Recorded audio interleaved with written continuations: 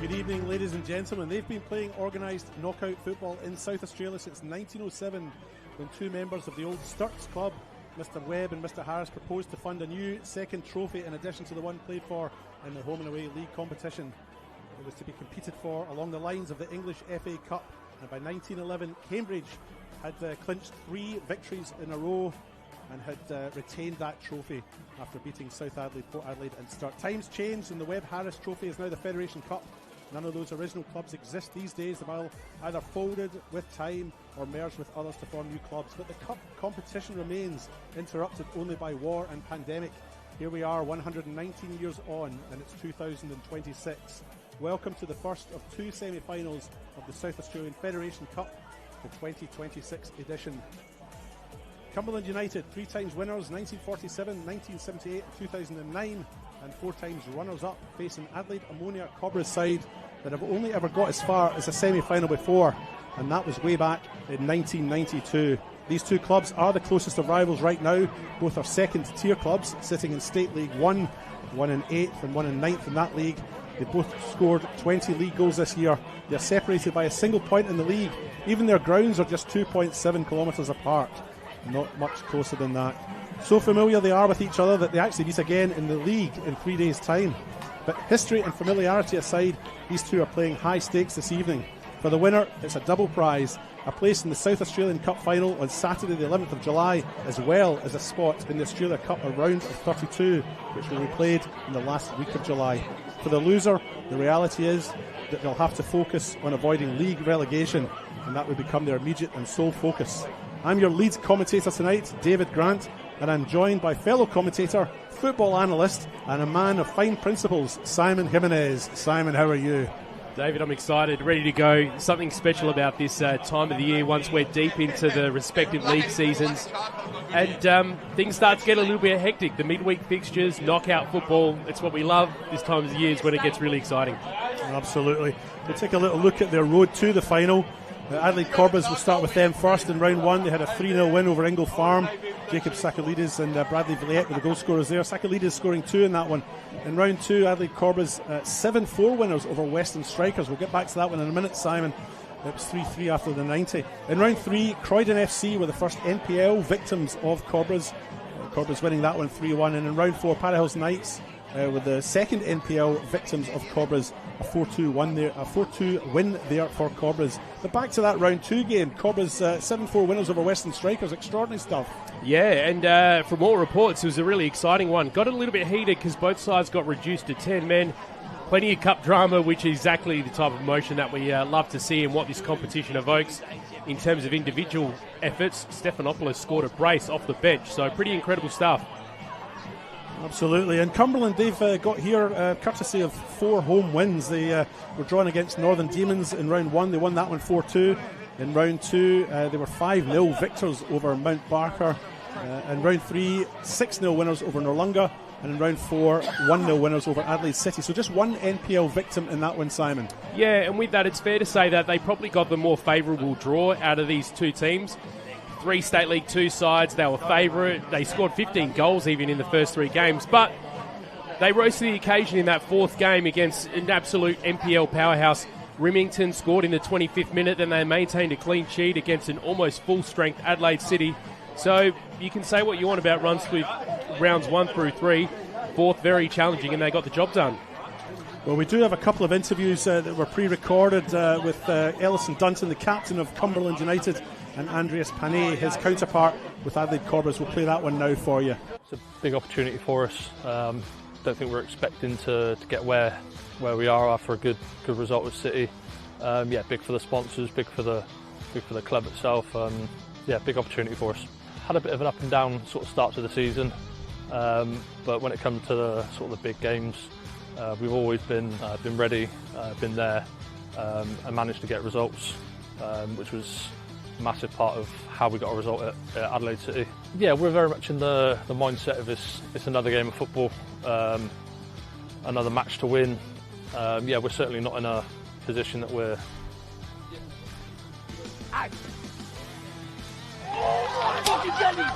just cheer as you have done through the harder games in the the smaller, bigger games, just turn up for us.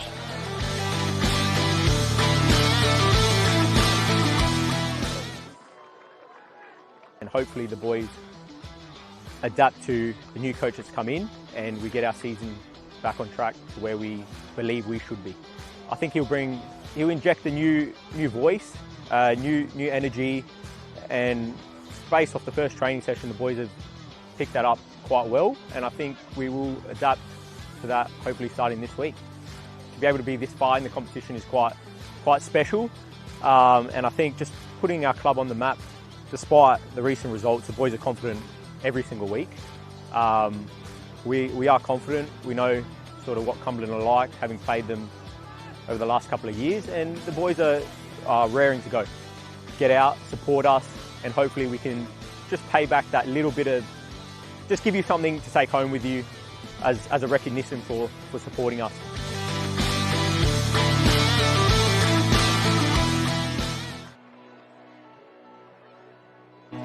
Great words there from both captains. We will take you through the starting lineup as the teams emerge from the tunnel. We'll start with Cumberland United, who are the home side in the draw. And they line up as follows. We'll start with the goalkeeper, number 18, Jaden Sprout. And then number 2, Thomas Scott. Number 3, Daniel Labasso. Number 4, their captain, Ellison Dunton. Number 6, Alex Redmond. Number 7, Joshua Swan. Number 9, Hugo Rimington.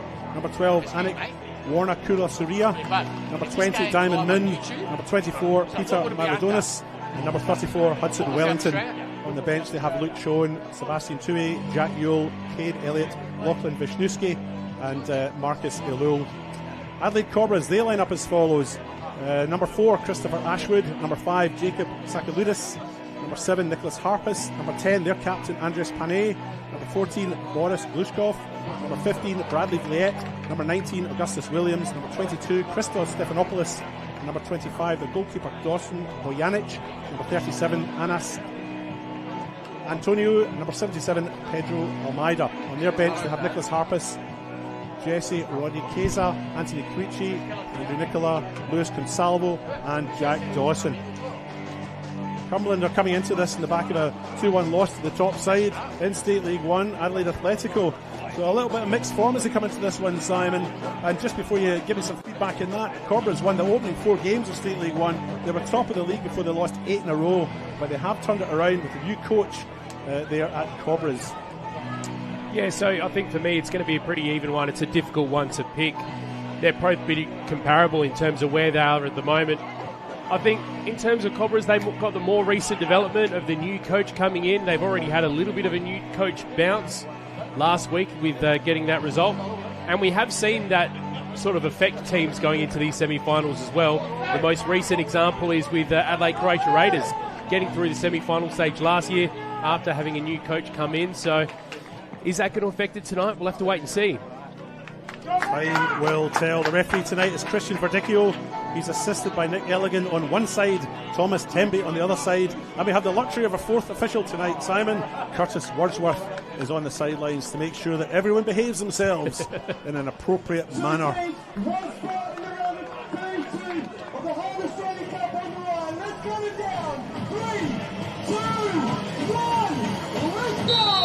we are underway here at Service FM. Hugo Rimington, the player there, getting us underway for Cumberland. Now Cumberland are playing in the green and yellow kit, shooting towards the goal on the right of screen. Cobras in their away kit tonight, playing in predominantly all white. It's predominantly and all white. I think it should just be one or the other, shouldn't it, Simon? They're playing in all white. I think that's safe to say. The bit of green trim's probably negligible. And here come Cumberland just at the edge of the box.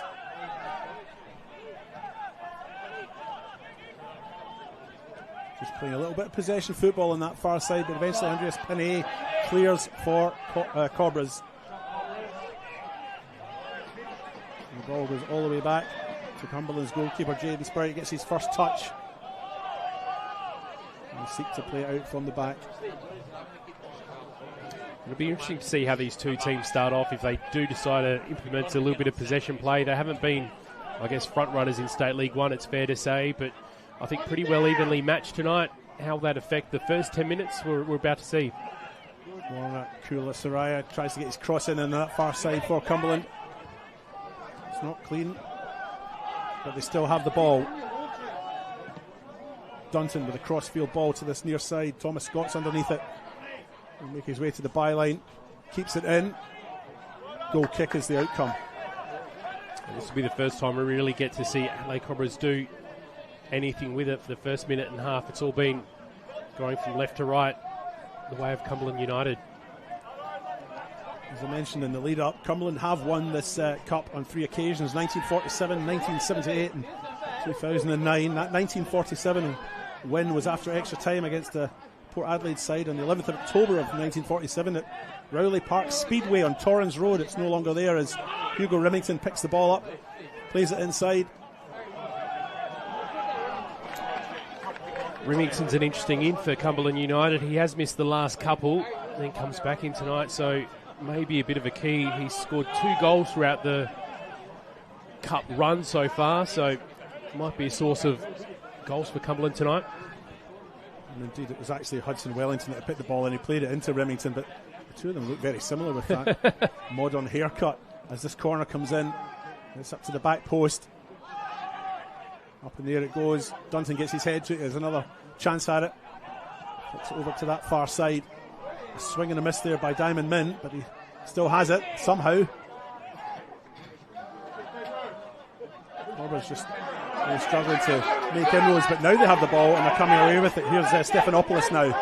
Makes his way forward into Cumberland's half. Plays it out to Nicholas Harpist. And Nicholas Harpist, he's a player to watch tonight, Simon. Top goal scorer in State League 1 this year.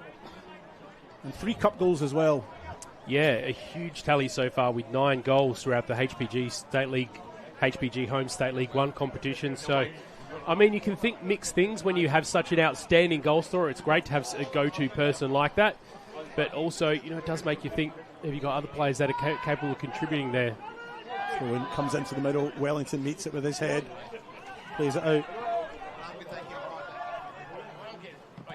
Intercepted there by Boris Glushkov. There's Andres Panay now, wearing the captain's armband for Cobras. We're finally just seeing Adelaide Cobras now after a few minutes in, playing a little bit of possession play. They're not keen to wait around too much. A fair bit of urgency with coming forward. Augustus Williams with the ball. He plays it back to Bradley Vlaet, and he puts it into the middle, but it's too close to the goalkeeper, Jaden Spruitt, and he collects it comfortably. Actually, on the topic of goalkeepers, a little bit of an interesting bit of line-up news on the side of Cobras. Nicholas Harpers isn't starting in goals. He's on the bench tonight. We've got Dawson Bojanic wearing the number 25 starting in goals. So I'm not too sure what's behind that, but nonetheless interesting, especially if it does go late. We might go all the way to 120 minutes tonight and even to penalties because we have to get a result here. Absolutely. No replays in the modern age. Here's Remington now. Just showed a little bit too much of it there to Sakalides, but it's picked up on that far side. It's an appeal there for a penalty, but waved away by Christian Verdicchio. Yeah, he didn't think like he gave it a second thought. Referee, despite some pretty desperate pleas from a couple of those Cumberland players. It's been pretty huge to win a pen at the 5-minute mark, but I think it would have also been a pretty brave call from Christian Verdicchio to give that. Pedro Almeida there on the replay. The player that potentially could have gotten away as this cross comes into the middle. It's going all the way through. Decision is goal kick. And we're moving to the 6th minute here at Service FM. You're watching the 2006 Federation Cup semi-final, number 1. Second semi-final will be played next Wednesday night, 17th, and that's FK Beargrad and West Torrens McCullough. And all NPL final is, the ball was a wee bit short, but Cobras come away with it. Here's Bradley Vlaet now. Opts to go back to his goalkeeper, Dawson Bojanic. Bojanic goes to the other side. Cobras did get to the semi-final in 1992. They lost 5-3 on penalties to Azzurri. That is Blue Eagles to you and I nowadays. They also made it to the quarter-final in 2005, but lost that one to Metro Stars on the 13th of June of that year. A 3-1 loss for them. The semi-final, where they are now, is as far as they've been. Lobasso wants to clear that. And good pressure is the cry from the Cobras faithful here. And Bradley Vlett went up and closed down that space. Phil Stubbins, the coach at Cumberland, a well-known face in this country, of course, has coached in the A-League.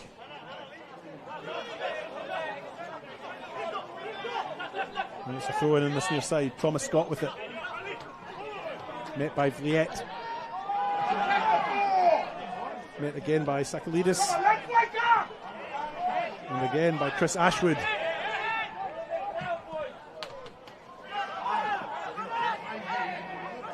Cobras just unable to get the ball under control. Here's Alex Redmond now. He crosses to that far side, looking for Joshua Swan. And Swan finds support in Warner Kula Surya.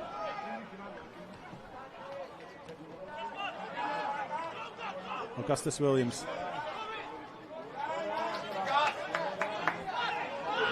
Just takes the pace out of the game, maybe, finds Liet. And you think Cobras maybe just try and take the pace of the momentum out of this now. Cumberland have started very quickly. Yeah, you can certainly see a little bit of a contrast in play between these two teams. Cumberland just a little bit more patient in possession, and Adelaide Cobras, every time they do get it, they've got the blinkers on and just going straight forward as they are right now. A little bit of an overlap coming to their side to go central. Put the ball out nicely to the far side. Cross comes in low. It's blocked by Warner Kula Saraya though. Goes out. And Cobras have a corner. They did meet at the start of this year, of course, in the league in round 3. That was a 2-0 away win for Ammonia Cobras at Cumberland. Harpus and Quiche, the 2 goal scorers on that occasion. And they do meet in the return of that fixture next Saturday. But tonight, it's cup stuff. Corner comes in, goes very deep. Met by Pedro Almeida. Still Cobras have it, just enjoying a little bit of possession. Thomas Scott heads clear for Cumberland. Diamond Min there collecting in this near side. Ball sprayed to the far side by Peter Milodonis. Joshua Swan now for Cumberland. And it's booted well clear. Alison Dunton plays it into the middle, finds Peter Milodonis. Daniel Lobasso, brother, of course, of Jaden Lobasso at Campbelltown. As this ball breaks, shot from distance by Joshua Swan is well over the bar. It's been a pretty fast and furious start to the game in the first almost 10 minutes. We're just about nudging that. Much of a settling period. I guess we saw a little bit of the possession favouring Cumberland in the early minutes or so, but it's been quite end to end already. I might give the slight edge to Cumberland thus far, but it seems like Cobras are certainly going to be a threat on that counter. We mentioned earlier that these two are obviously at second tier sides in South Australia. They play in State League 1, second division if you like here. Cobras have been in the top tier twice in 2010 and 2013, but Cumberland have a longer tradition of being in that top flight. They've been there several times, but they haven't been there since 2022, so currently a 4-year absence for them from the top flight. A chance for both teams to make it to the national stage. That's a loose ball though. Picked up by Milodonis, who crosses into the middle. There's Redmond now, gets his shot in. And he wins a corner. Just to your point of this being an all-state League 1 affair, when we did see the draw and we knew the 4 teams were going to be left, the 2 State League 1 sides, the 2 MPLs as well, as one thing I was kind of hoping in the back of my head that we would get a bit of an all-state League 1 affair, because of course it does guarantee that you're going to see one of these second-tier sides going through to the Hahn Australia Cup national rounds. Diamond Min's corner comes in, goes very deep to the back post. Scott headed back across the face, but Augustus Williams picks it up. His back pass wasn't pretty, but it was effective enough. Stephanopoulos, the Cobras player, wearing number 22 there, fouled. You mentioned Augustus Williams there. He's a quality player. He's been on the move a little bit, though. He spent time with Para Hills, who, I mean, they had a bit of a rough year last year, only just avoiding relegation. Halfway through the year, he ended up with Vipers, and now he's in a different set of colours again, but certainly a quality player. There's another former Para Hills player on there in Pedro Almeida as well, a 37-year-old Brazilian, and composure is certainly something that has a bit of an effect.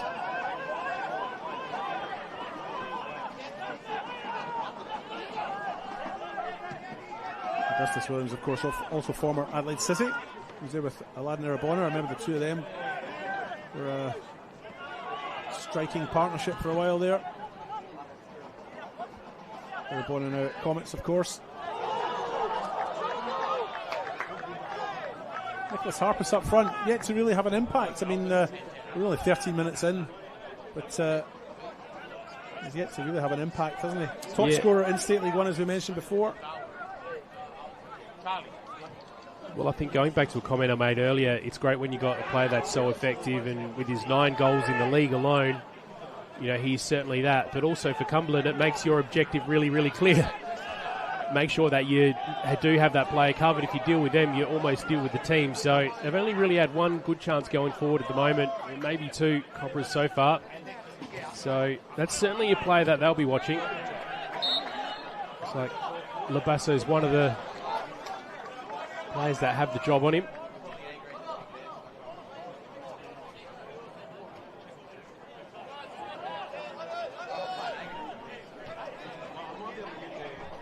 Got a nice little crowd build up. I've got to say, just probably 15 minutes before kickoff, it was a little bit quiet, but a nice little crowd's come in tonight. It has built up quite nicely in that main stand, as you can see from that shot there. It is a little bit of a cross-town trek for these two sides. Of course, they're close neighbours, but they're on the other side of town to where we are at the moment. Another thing I noticed, David, and I know you don't mind a little bit of a fun fact, it's an all-Western Suburbs lineup in the Federation Cup Final Four.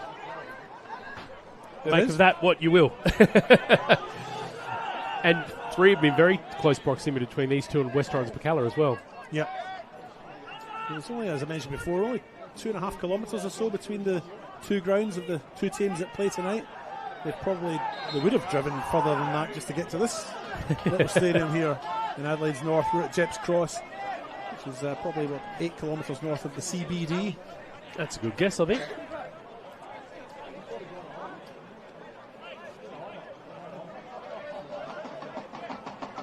Of course, the stage for both the semis, including that second one next week, FK Beergrad and West Torrens Bacala.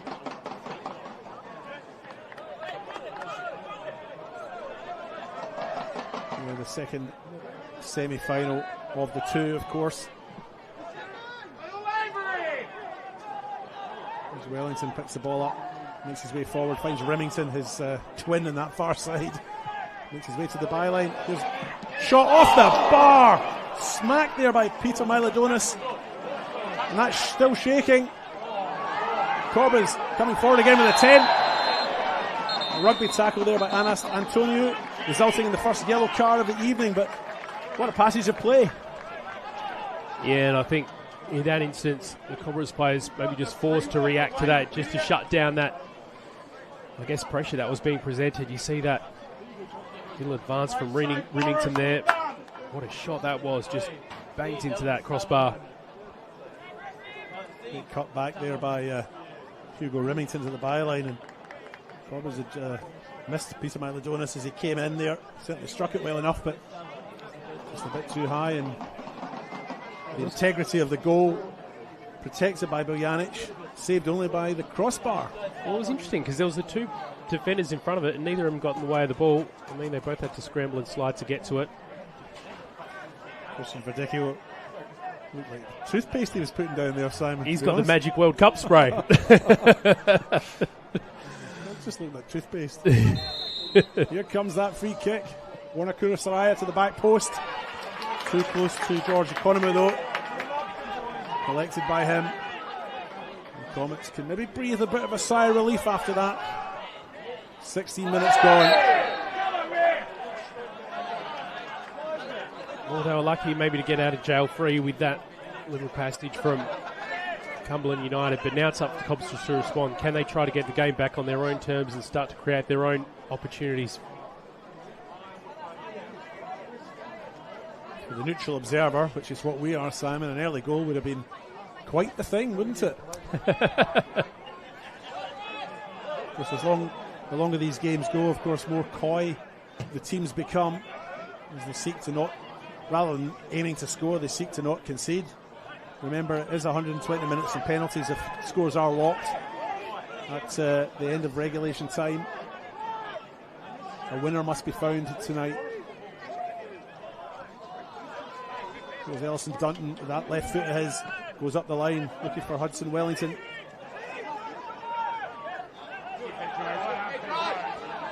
It's strong on the ball there by Pedro Almeida. Still has it. Redmond makes a nuisance of himself though and wins the ball back. Wellington up the line for Remington. They both look alike. It's going to be a problem tonight for me. Solid tackle though in defence though by Chris Ashwood, the veteran, former West Torrens McCullough player, of course. Comes across and clears the danger.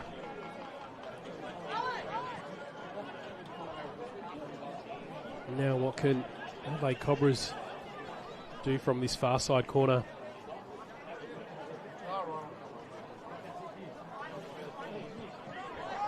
And it comes. Back out it goes. They'll have a second bite at this.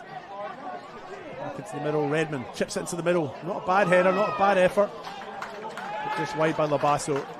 Scores remain 0-0. 18 minutes gone. He's had a busy first 18 minutes so far, hasn't he?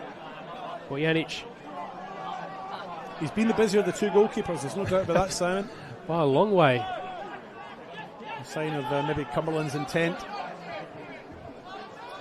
Augustus Williams now in this near side for Cobras. Well, that twin pairing of Remington and Wellington, I think you're right. We might have a hands full trying to tell them apart so far today because they look the same. And they're going to be attacking all night by the looks of things so far. They've even put the same colour boots on. One's a bit taller than the other though. I think Wellington's just marginally taller than but the thing is, I don't think they're going to be standing next to each other all night somehow. They shouldn't be allowed to have the same haircuts if they're going to be lining up alongside each other's front two. Here's one of them flicking the head onto the other one and then receiving it back. It's Wellington with the ball now. Hello, Jonas. Gets the tackle in and receives the throw.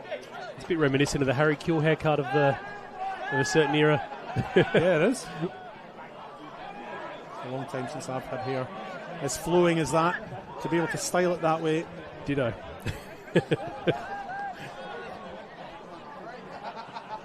Ashwood now brings it out to this near side. Bradley Viette opts to go back to Ashwood. Chris Ashwood pushes the ball. Long receives it back. Now they're just being a touch more patient. We saw in the first 10 minutes or so when they did win the ball, they were in a lot of a hurry to get it through. Just seeing a bit of an onslaught from Cumberland United so far. They're probably desperate at this point to try just compose themselves, get the game happening on their terms a little bit more. Yeah, I'm actually surprised that Cobras have taken nearly 20 minutes to do that, because Cumberland were coming out the blocks at 100 miles an hour and Cobras, I think, maybe just needed to take the pace out of it, and they're doing that now. But that's a short pass there, picked up by Warner Kurasaya.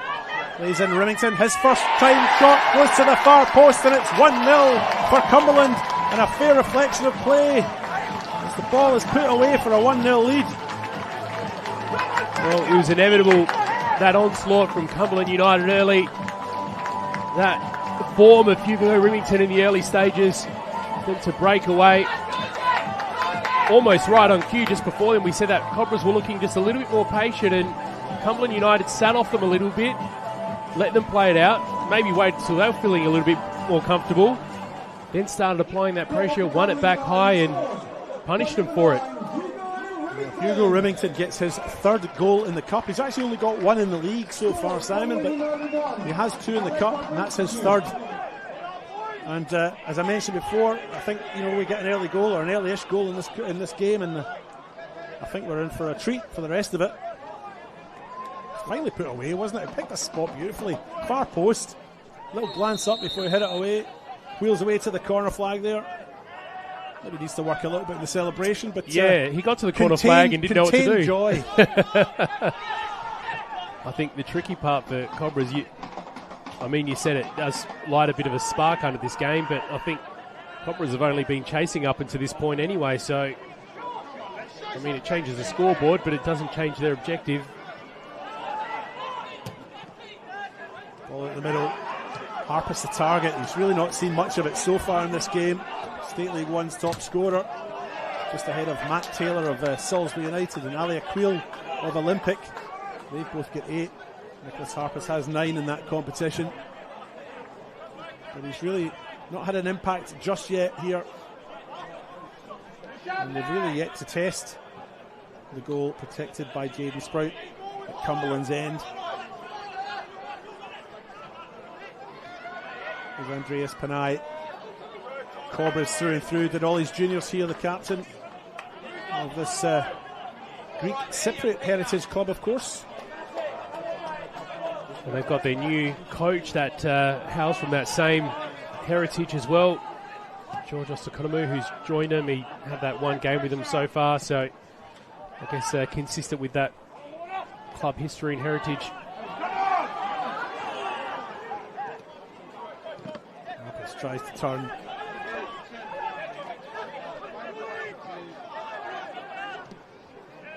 He's picked up in Wellington now. He's got Remington in the middle. His touch is heavy though. My error. It wasn't his touch.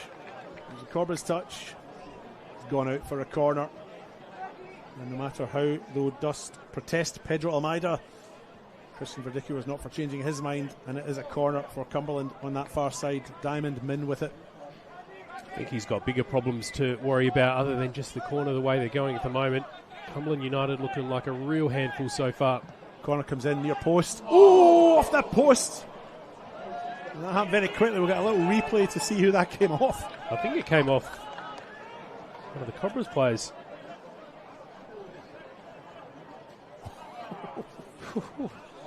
Here comes the second Cumberland attack. The middle, that one's met and cleared by Sakalidis. And eventually the ball goes out. There will be a throw in on that far side for Cumberland.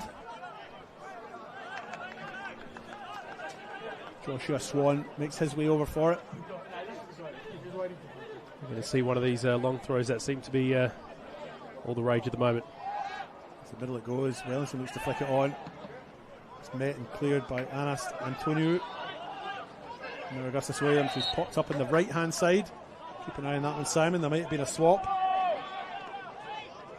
See that Christos Stephanopoulos is over here, but he was over here earlier on, so Chris Ashwood now has it. Plays it across the face. Just looking at Cobras at the moment, there's 4, even 5 lined up front to receive the ball, but not a whole lot of assistance in midfield. If they just want to skip that middle line, it's going to be a tricky night for them because they haven't been successful in doing it yet. Ashwood has Bradley Vliet on this near side, right on the touchline. Vliet picks it up, makes his way into Cumberland's half, has a glance up, plays it across the face. That's given away, really. Nice take by Remington. Unable to control it though. And the turnover is complete. Sakalidis and Ashwood, 2 centre backs for Cobras. Before Pedro Almeida comes short. He's playing in a 6 role tonight, Simon, just in front of the defence and just behind the midfield. Almeida just sitting a little bit deeper. In that instance, Panay just dropped a little bit as well, just to try offer him another outlet. Just a couple of minutes after I said there seemed to be a bit of a big gap in midfield that they hadn't really been able to get around trying to bypass that yet. It'll be interesting to just watch that formation as they come forward. You can see it again now, trying to play through the wing, and there's just not a whole lot of support centrally. They're all waiting up front. Indeed they are. Cobras make a rare foray into the penalty box. timely tackle by Ellison Dunton to clear the danger for Cumberland.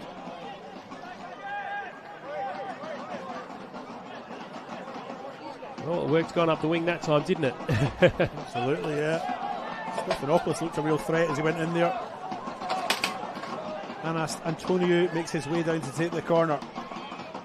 It was all congested in that 6-yard box. 2 hands up, Simon. Here comes that corner. What does it mean? It means it's right into the goalkeeper. It means that's how he's going to catch it with 2 hands in the air. Yeah. Unfortunately for Cobras on that occasion. Poor corner, let's be honest. Easily taken by the goalkeeper, far too close to him. I guess he was aiming for players that were all in that 6-yard box. Christian Verdicchio plays the advantage here. Sprint down to the byline here, picked up by Joshua Swan. Swan has Thomas Scott in support. Scott crosses into the middle. Still Cumberland have it. Guanacola Sevilla. Into the middle it goes. Turning a shot, not far away there. And Cobras breathe a sigh of relief perhaps. Or maybe another instance of a get out of jail free moment. Diamond Min with the turn and the shot there after the ball came in from Guanacola Sevilla. Might have been a wee bit of a deflection there. It didn't look like it went out cleanly, but nobody argued with it, so who are we to make judgment? Yeah, it was maybe fair to say he was fortunate to get that, just beneficiary of a bit of a defensive error for Cobras, and I think maybe lucky for it not to be 2-0 as they come forward now. Yeah, Panay plays in Harpus. There's no offside. Harpus has the ball at his feet. What a finish by Nicholas Harpus! Adelaide Cobras have pulled one back. It's 1-1. 28 minutes gone here. Who'd have thunk it? Harpus scores his 4th cup goal of the season, and he's first in this match to level the tie. A little bit of drama there, and we mentioned earlier on Harpus hadn't done much, but when he did get to do it, it was clinical. Well, it doesn't matter what happens up until that point. All that matters is you net one and get it on the board. As you can see the replay there, this is a beautiful ball that came through. Not sure about the offside status. I looked at Mike, it might have been on the opposite side. Diamond Min that kept him on. So well timed, shot from the angle, beat Sprout, and then the crowd just erupted us. Look at where all the Cobras supporters came from. That's the Cobras Ultras right there, isn't it? They're chuffed to bits with that, but what a finish. But Nicholas Harpus, top scorer in the State League 1 this season. And to be honest, Cumberland left him open, didn't they? I mean, he seemed to pick the ball up in an acre of space there. And really, Jamie Sprout, the Cumberland goal was left exposed, and what a finish. Class. Well, you said earlier that first goal might have been the spark to get this game really cooking. Maybe it was that, but after that goal from Harpus, that's the first really time fired up. First time they've really tested. I think so. Cumberland at the back though, and I mean, if you have one shot and you take your chance, then it could be a massive difference between the two sides. Here's Harpus again, tries to pick the ball up and play it back to his captain Andreas Pane, and in the end, Labasso goes back to his goalkeeper Sprout. Half an hour gone on the One World LED and Sportal scoreboard. It is 1-1. Hugo Remington opened the scoring in the 20th minute for Cumberland.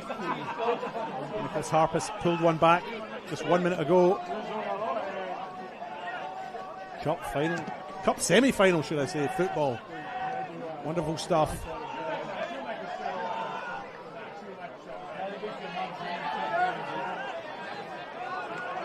There's Chris Ashwood now at the heart of that Cobras defence. Finds Bradley Vliet, he makes his way forward. Challenged by Wellington, but Cumberland have won it nonetheless. Ball struck the referee, Christian Verdicchio, with an uncontested drop ball. Not sure why players get annoyed with that. I guess it's frustrating, but it's not like he did it on purpose, Simon. It's interesting watching Cobras playing in response to that goal. All of a sudden they're running like they got the wind at their back. And given the situation where they're in their season at the moment, the fact that they've just turned around a 8-game losing streak, new coach you wonder if it is individual moments like that can really spur them on and make the difference for them potentially. So Basso sends it down the line to Wellington. Chip up by Scott. Viet meets it, boots it with his left. It was up the line, but the referee has called play back for an earlier infringement.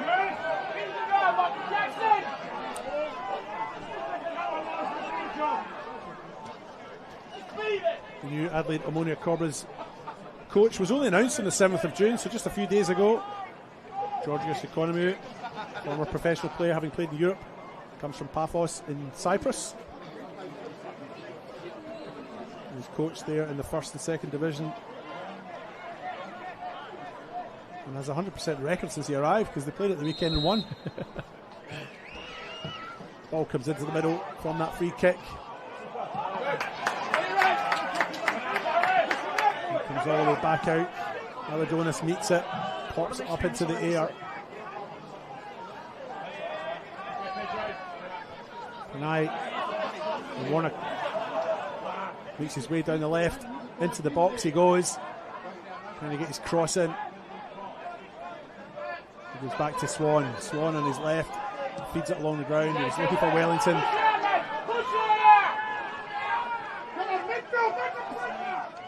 Johnson, he goes into the penalty box.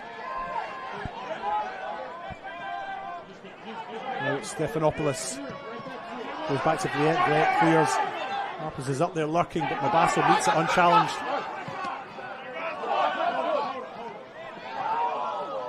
Now the team bringing the ball under control yet. Ball on the deck. Eventually Augustus Williams makes inroads forward. It comes off an opponent, goes out. Cobbles throw in the far side.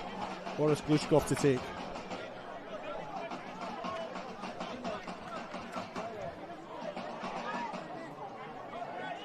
Oh, Simon.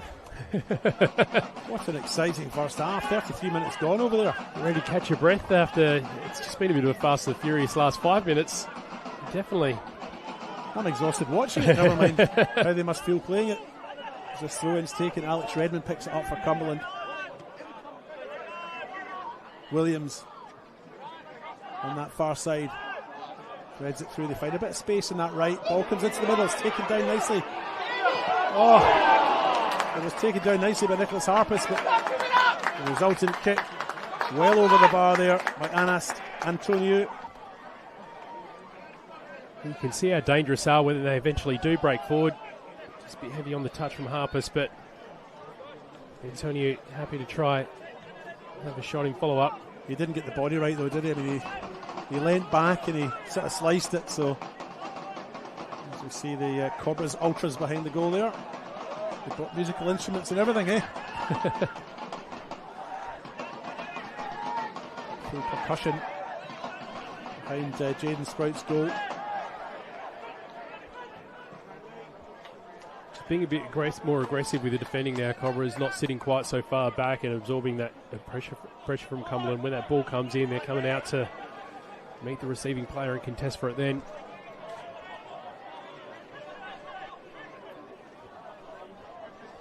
Throw in for Cumberland on this near side. Should I say far side? Wellington challenges for the ball. Is judged to have been fouled. Wins the free kick in that corner. The assistant there, Nick Allegan. No doubt in his mind. As Ashwood went in. Perhaps led a little bit with the elbow there. Just quietly.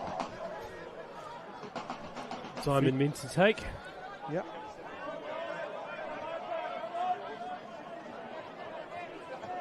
Again, the players all inside the box, really. Near that penalty spot. Edge of the 6-yard box, should I say. When the cross comes in, it's near.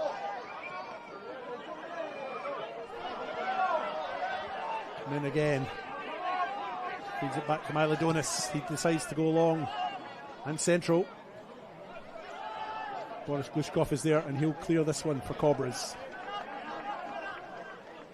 He's had his work cut out for him so far tonight, hasn't he? Glushkov. He's a quality player. He's one I saw playing in NPL last year for West Torrens Pacala. It's good to see his name pop up around the place again, and an instrumental part of this Cobras side.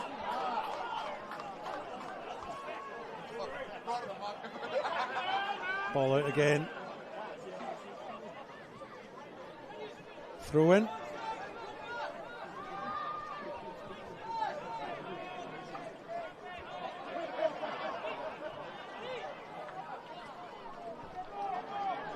There's Wellington with a shot at the edge of the box. That's popped up into the air. And it's collected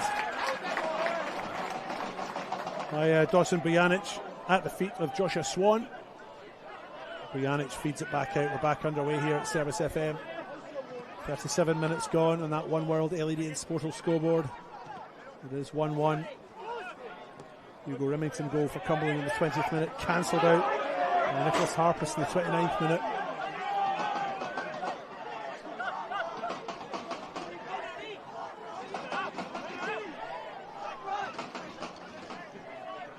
Boris Glushkov with the throw in now. Down the line he goes. Redmond collects the ball, but looks like Diamond Min was judged to have been fouled. So it is a free kick for Cumberland, who are actually the home side tonight. Their name was drawn out of the, I was going to say the hat, but we don't use hats anymore. I haven't used hats since the 1870s for this sort of stuff, Simon, have we? It's a glass bowl. It's a fancy glass bowl they use these days. I was going to say I wasn't around in the 1870s, so I was going to say I'll take your word for it, but I'm not going to call you that old. I've read about it.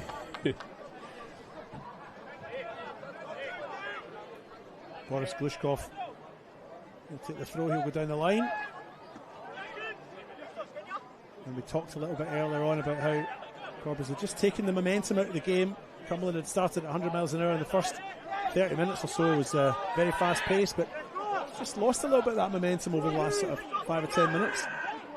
Or at least since Harpus equalised. Yeah, fair to say, and I think it's been probably for the most part pretty end-to-end since that second goal. That was well won. It was. Boris Glushkov comes away with it. Inside it comes. Picked up by Almeida, but lost again. Redmond picks it up now. Almeida wins it back. And then it's launched forward.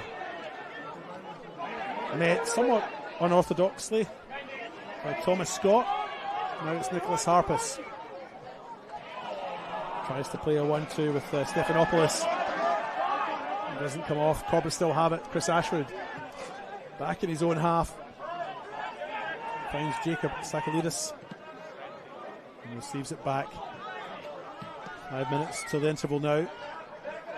Can Cobras get something before the break? Handy cross by Vliet. Doesn't make its target though. Cobras still have it. Shot from Stephanopoulos is blocked. Remington finds Wellington. Back to Remington. Still Remington. Has Diamond Min in the middle. Helps to go back. Mylodonis. Now it's Redmond. Patient build up by Cumberland. They're on that far side now. Shot by Swan. Not a bad effort. And Dawson Bojanovic in goal, had to be sure. In that instance, defensively, they just looked a lot more organised, Cobras, compared to a little bit earlier in the game. Just sort of keeping him at bay a little bit. Still a nice shot from distance from Swan, but he wasn't able to break through like they were continually in, say, the first 15 minutes or so. Here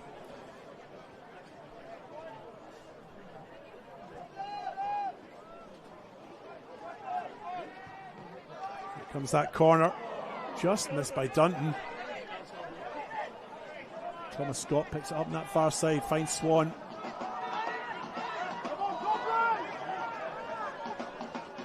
Redmond plays it along the deck nicely. Diamond Min now gets his cross in. It's headed over the bar there by Jacob Sakalidis, taking no chances. I'm impressed with that delivery from Diamond Min. Didn't land on the right head in the end, but what a nice low hard cross. He's interesting player to watch today, Diamond Min, because he has actually played with Cobras, the opposition tonight. before that with Metro Stars and Playford as well. The 21-year-old Ty seems to have been everywhere, man. Just has one league goal this year, no cup goals. Not that that matters too much. Here comes his corner. To the 6-yard box it goes. Well, doing this now. Opts to go back, give Min another chance at this. It's a difficult ball for him to control on that far side. It goes out off his chest. And there is Diamond Min there. Bandaged right arm. Is he doing it for function or style? Seems to be mainly style nowadays. Is it? Yeah. Some sort of superstition. Into the 43rd minute here at Service FM. And Adelaide's North, you're watching the first semi-final of the South Australian Federation Cup, which doubles up as a final of sorts for a spot in the Australia Cup round of 32. Those games will be played in the last week of July, when some of the A-League teams will be joining us. And of course, if they do draw an A-League team, once they get through, it means they automatically become the home team. I think that's correct, David? I believe so.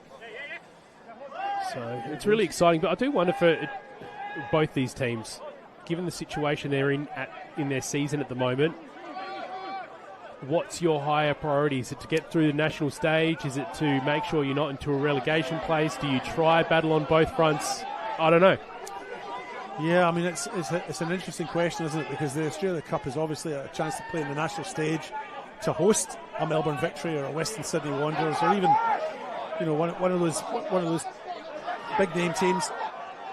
As this cross comes into the middle, met and cleared though by Thomas Scott. But just to go back to that point, you know, it's all very well having a spot in the round of 32, playing the national stage. That's an experience that, you know, doesn't come around very often at all for many of these players. But ultimately, your main priority surely is to at least stay in State League One and better that, make finals. So I mean, that's going to be your priority in the long term, isn't it? I mean, neither of these teams are going to win the Australia Cup, are they? Well, it's all about being in the national stage, you know. We all have that cup set dream. I mean, that's the whole mystique around this competition. It's something that you'd love to dream about, and certainly all of SA would get behind, you know, either of these clubs if they were to represent us on the national stage. I mean, from a coaching point of view, that'd be saying, why does it have to be either or? You need both. Yeah, just right. because you're going in a cup run, it's realistically maybe going to be a couple of games. Why does that mean that you can all of a sudden throw your season away? If you've got form, if you're playing well, that should be form that you take all throughout your season. And those results in the cup, I guess that's land where they may. You shouldn't have to sacrifice one to pursue the other. Absolutely. I mean, it's a long way back into State League 1, especially with the current HPG Home State League 2 formation. Of course, they got the North and the South. You get a couple of different opportunities to climb up, but it's difficult to get back up. This ball comes forward. All sorts of appeals from the Cobras faithful here. Nothing given. Andrews Panay picks it up as the ground announcer advises us there's 1 minute of additional time to come. At the end of this 45, into the middle of the ball comes. At that time, there will be a free paid.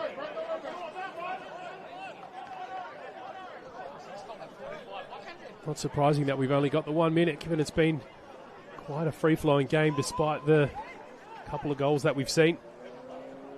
A couple of stats on your screen there.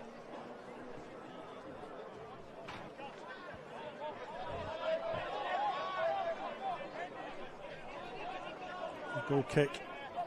Jaden Sprout to take. He's gone up in the air and goes straight out.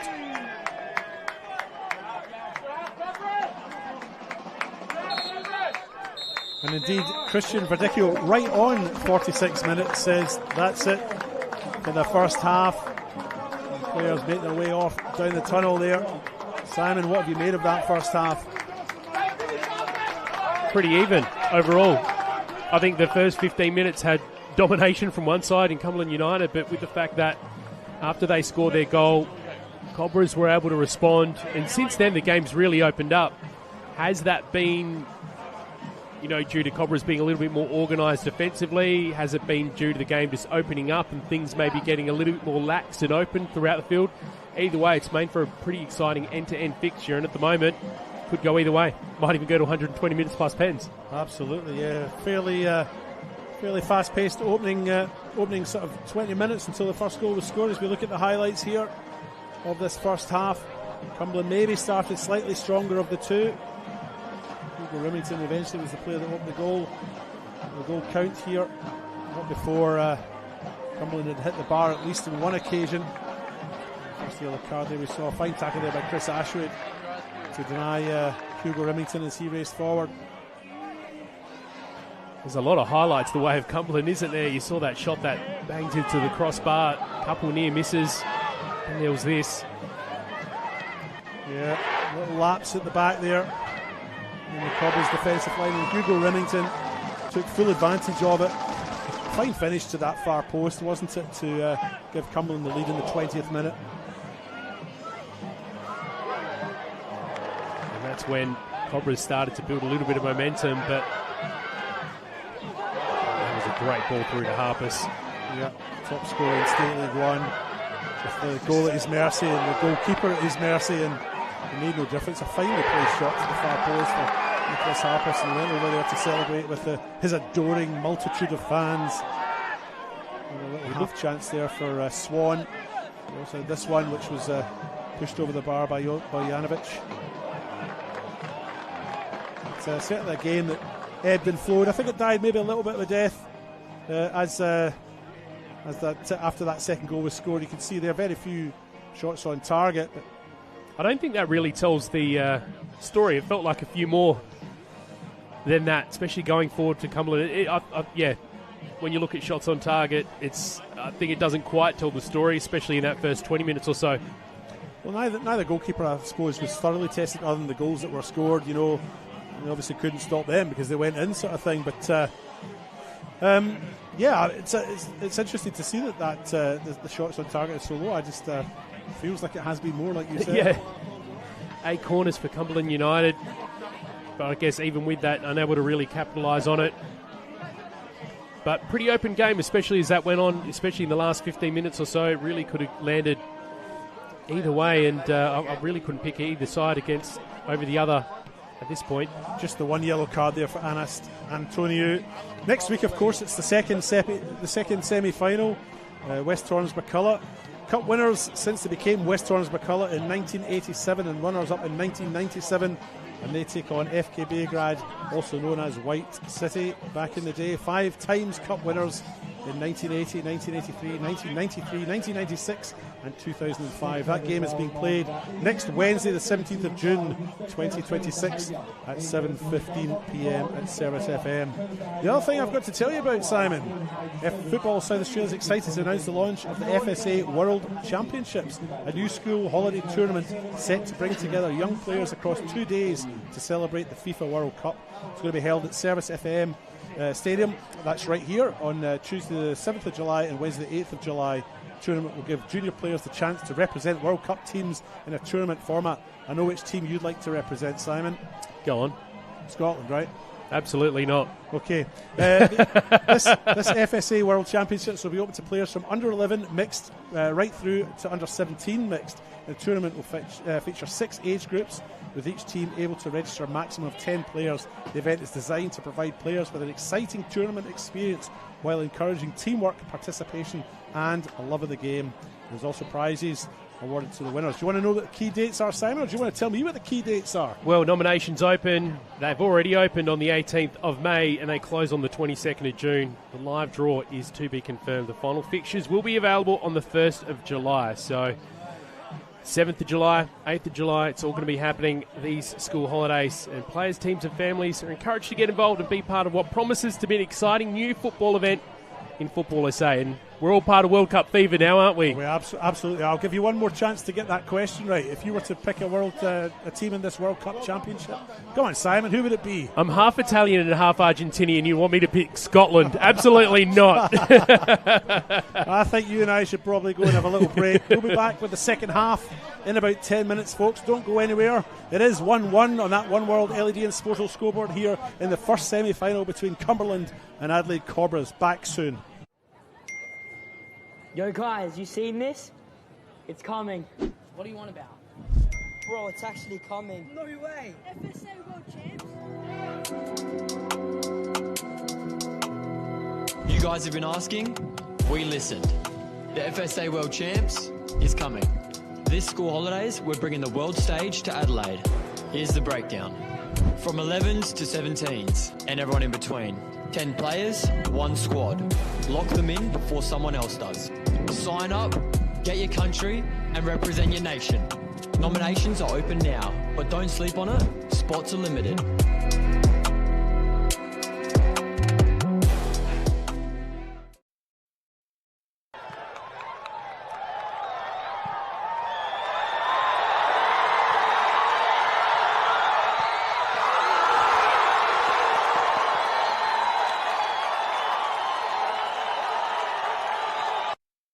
For over 25 years, HPG Homes have been helping South Australians build and own their dream home. Whether it's a house and land package, custom build or development, our HPG fixed price guarantee ensures no nasty surprises or price changes along the way. We're committed to quality, affordability and creating a way of life for you and your family. Fixed price turnkey. It's gotta be HPG. HPG Homes.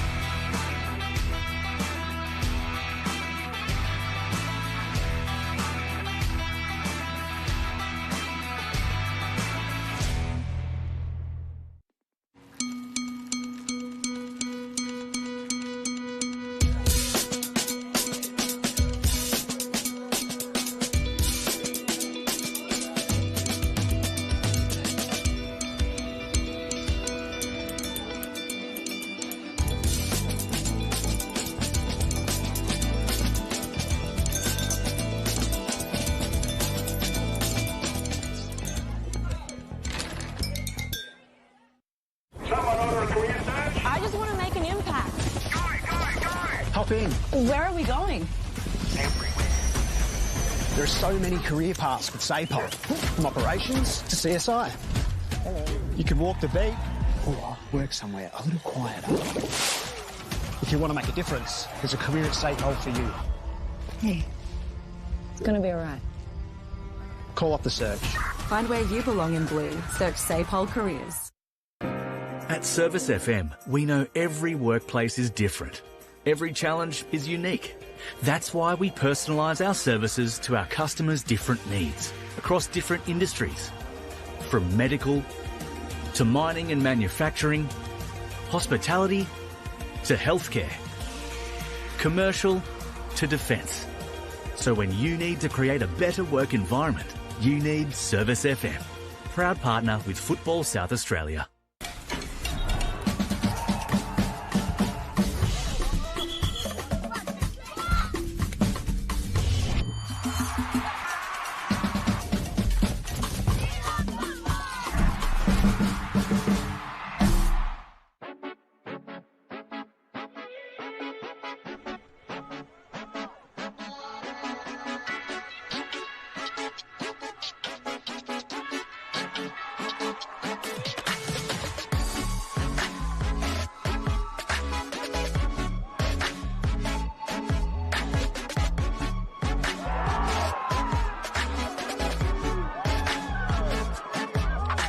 Stayed on side, looking to put it across.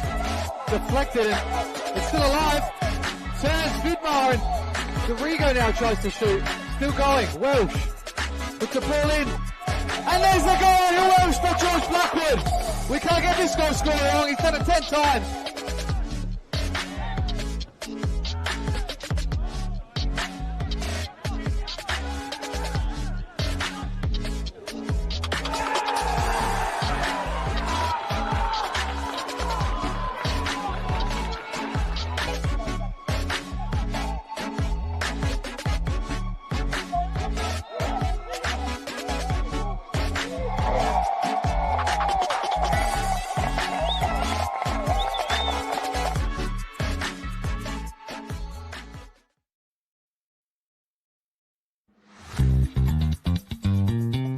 I think the thing that most people don't realise about being a referee is how much we train. We often train twice a week as a group.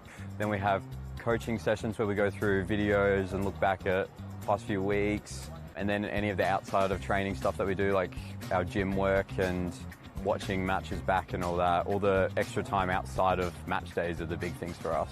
What makes it more than just blowing a whistle is understanding football and all the different layers of football, and then adding on top of that we then have to be impartial and understand the emotion of football, and then find that balance between understanding the emotion and then understanding the laws. I've had a few grand finals that I've been lucky to be a part of, and in those kind of games with the crowds and the energy, I can just tell that the football match that's going on is so entertaining, and that I'm lucky to have one of the best seats in the house for it.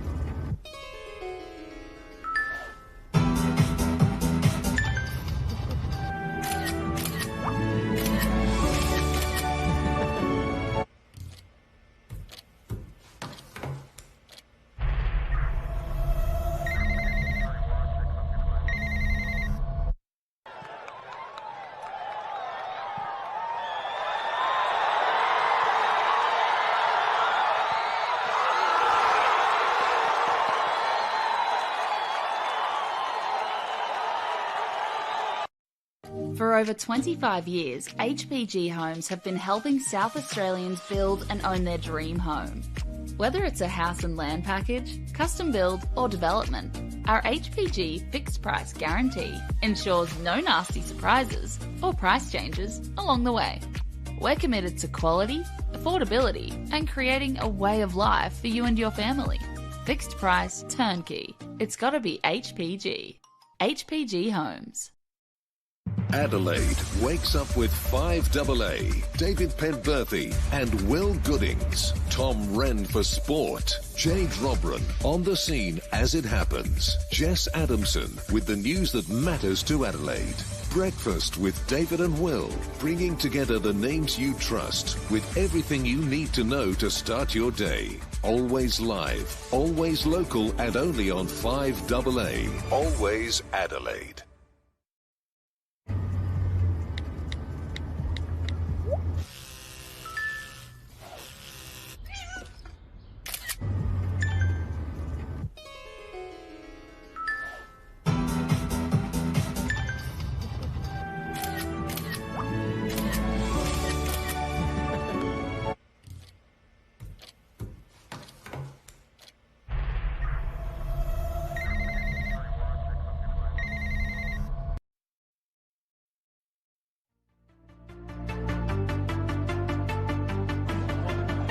Welcome back for the second half of this this first semi-final between Cumberland and Adelaide Cobras. The excitement of that first half is maybe struggling to find my words. I'm your host, David Grant. We'll be taking you through the next 45 minutes of football, potentially extra time as well if scores remain level at the close of play. I am your host, David Grant. I'm joined by Simon Jimenez. Simon, did you enjoy your half-time break? I did enjoy the half-time break, maybe a little bit too much, and I was just coming up to my headset as you were already going live, so apologies for that. That's okay, mate. We're a professional outfit here. We can ride that storm. There has been a change for Cobras. Anthony Quichi has come on in place of Jacob Sakalidis. And it looks like a straight swap. Quichi's just slotted into that spot. that was taken by Sakalidis in that first half. Like for like change as Augustus Williams picks this up at the edge of the box. Now it's picked up by Pedro Almeida, but they've contrived to lose it, and Cumberland come away with it. Peter Milodonis opts to go back, and eventually that ball is cleared forward by Daniel Labasso. Nearly got that one wrong. It's because his brother's here. You probably saw him just before, I'm imagining. I didn't actually, but he's there. Okay, thank you very much. Boris Glushkov on this near side goes back to Quiche. This Cobras side, as we mentioned, this first half. I've never been in the final of the Federation Cup. They did get to the semi-finals in 1992. Lost 5-3 on penalties to Atsuri that time. Now it's Quiche on the far side. Swaps the play to the near side. Cobras make their way down the line there into the middle. Taken though by Sprite. And he feeds it out. Diamond Min now.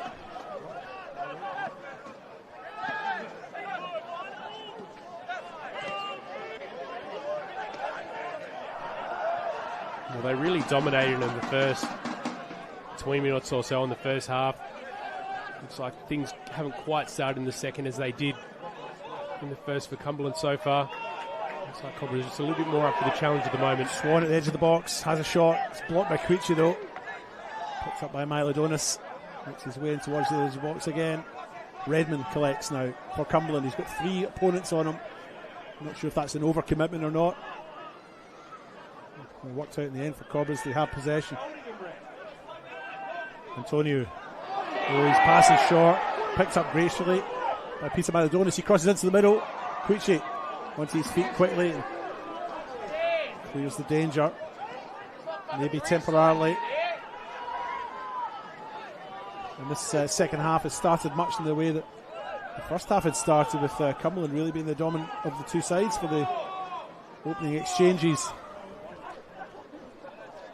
Cumberland 3 times winners. They won it in 1947, 1978, a 3-0 win in the final at Heinmar Stadium over Campbelltown Budapest, as Campbelltown were then known.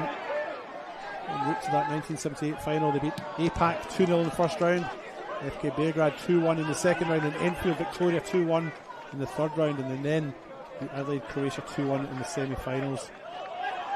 1978 was a big year for Cumberland. They also won the first division. They were some 6 points clear of closest rivals, Blue Eagles, in the days when you just got 2 points for a win as well. 6 points was obviously a 3-game margin. There was a treble up for grabs in that year because the top 4 sides closed that season off with a Coca-Cola Challenge Cup, much like the finals we have nowadays, but had lesser importance or relevance. Cumberland were beaten by Croatia in that final, although Croatia did go on to lose to Croydon in the 1978 Coca-Cola Challenge Cup final. In 2009, Cumberland did beat Campbelltown City 5-4 in penalties after it was 0-0 at full time. Cumberland at that point were a second division or a Premier League side, but they did beat 2 top tier sides, the top tier then being the Super League in that year. They obviously beat Campbelltown in the final, as I just mentioned, but they also beat Adelaide City 1-0 in the semi-final. Just to round all that off, Simon, Cumberland have been 4 times runners-up in the Federation Cup final: 1956, 1960, 1974 and 1985. A lot of times being the bridesmaid. That's it. Here's Ellison Dunton now, Cumberland's skipper. He opts to go back across to his partner in crime at the back, Daniel Labasso. He trips forward. Ball bounces off Remington's knee. Has to control that really. Cobras have it. Come away with it. Nicholas Harpus threading it through. Augustus Williams now. One touch too much. No, not at all. Thanks very much, he says. And Augustus Williams puts it away, and Cobras have a 2-1 lead. Somewhat against the run of play, Simon. But Augustus Williams has made it 2-1. Well, I think we've observed so far tonight that run of play seems a little bit irrelevant for Cobras at times. Once they do play that ball up forward, find that target in Harpus, and whether it's him as the final target or even if he's going by him, in that instance to Augustus Williams, they seemed to convert. The finishing quality was there. Again, just took the ball into the space, really well placed, composed as you like. Here's that great ball from Harpus. Williams took a touch to control, drew out the keeper, and just put it beyond him. Well, Warner Kula-Soria tried to catch him. Daniel Labasso tried to catch him, and he was left in an acre of space. Augustus Williams again. Cumberland's back line just maybe responsible for just leaving these players with just a little bit too much room. You know, Augustus Williams and Nicholas Harpus, the two goal scorers for Cobras, have received the ball in space and put them away nicely. And if we're being honest, you know, I think Cobras have probably only had the two chances and they put both away. Cumberland have maybe had more of the ball in that final third, but just failed to put them away. But things might change here as Wellington picks it up now. Feeds it back to Swan. Swan makes his way to the penalty box, still has it. Williams is back to defend, and eventually it's cleared by Antonio. And it's a throw-in for Cumberland. Redman. Johnson along the deck. It's poor though, it's intercepted and easily read and well read by Augustus Williams. Now he's away. Cobras have another counter.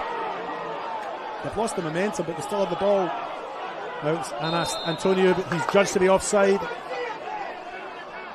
Maybe a little bit overzealous that time after they were able to just beat the offside trap on the last couple of occasions and convert.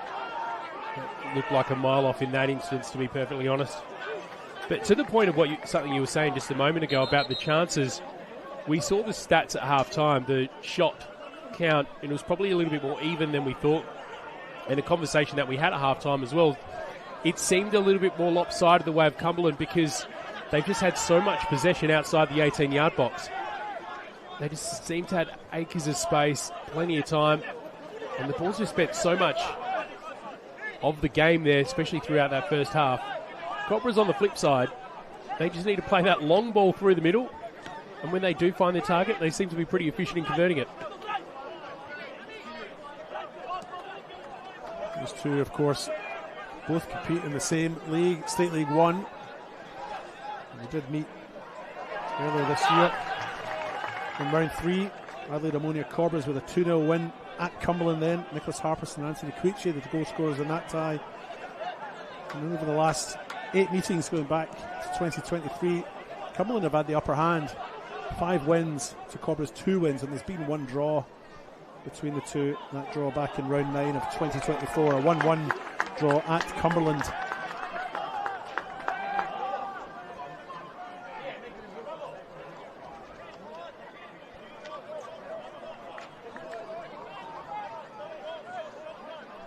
Ammonia Cobras, the younger of the two clubs. They were formed in 1973. Ammonia, literally translated from Greek, means same mind, but in a footballing sense means unity or united. In 1974 they were playing their games on the corner of Greenhill and Goodwood Roads. And of course they've been at Weigel Oval for some time now. They're briefly known as Plimpton OSC in 1993, and then they dropped to OSC for 94. They were known as Plinton for a while, but in the mid-90s adopted their current moniker, Adelaide Ammonia Cobras. And of course, sorry, great food down there as well. I was going to say, they're very good hosts.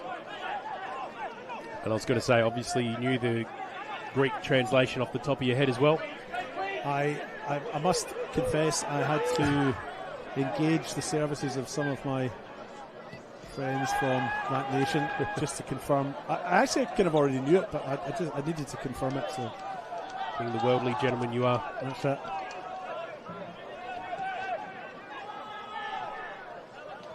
Speaking of which, there was a couple of flags out earlier as well. The Ultras.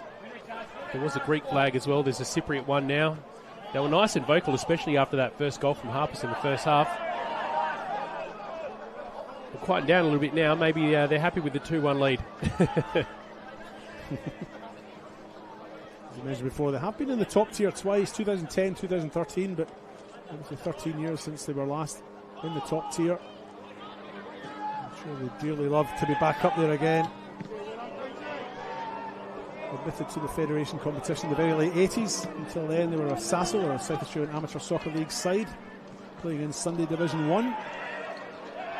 Andreas Panay, their captain now, spreads it out to that far side. It's picked up by Bradley Viet, and he in turn finds Christos Stephanopoulos. Now Stephanopoulos makes his way forward, has a shot from distance.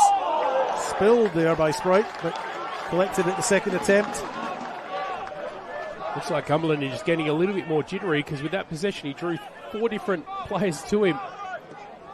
Maybe if he would have his moment again, he might have tried to find a loose player there, but decided to go it from distance, but didn't pay off on this occasion. Tried to make him the target again. Remington picks that one up. They try to find Swan up front. Joshua Swan in the central role there, the number 7. He'll go up and put a little bit of pressure on the goalkeeper, but he's up there by himself as we do have a player down for Cobras. Pedro Almeida seems to have picked up a knock on this near side.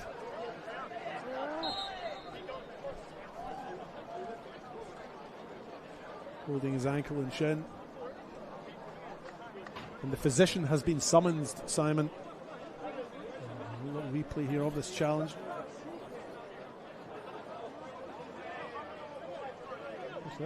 Your comment on that, David? Yeah, it looks kind of nasty. It looks like he's sort of rolled his ankle. I think Thomas Scott was very entitled to go for the ball.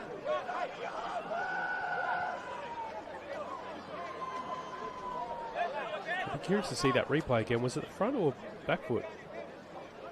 Actually missed it there.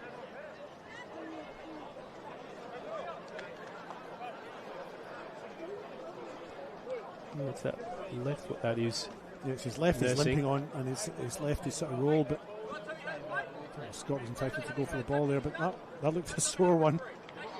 And he's made his way off just on this near side.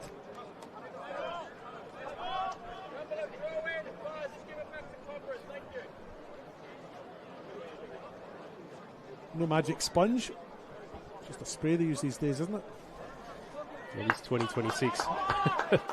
He's hobbling. He looks like he's ready to hobble back on, but he doesn't look like he's going to be running at 100 miles an hour. It'll be interesting to see what Georgios Economou decides to do there. We'll monitor that one for you. Almeida looks like he's in a fair bit of discomfort. As Remington picks this up, makes his way forward, finds Wellington. Wellington's through here with a chance on goal. Cuts it back, and it's been popped in. And Cumberland have pulled another one back. It's 2-2. Hugo Remington and Hudson Wellington combining to level the scores. Well, just like that, all of a sudden Cobras going from being in the box seat to now Cumberland equalising. And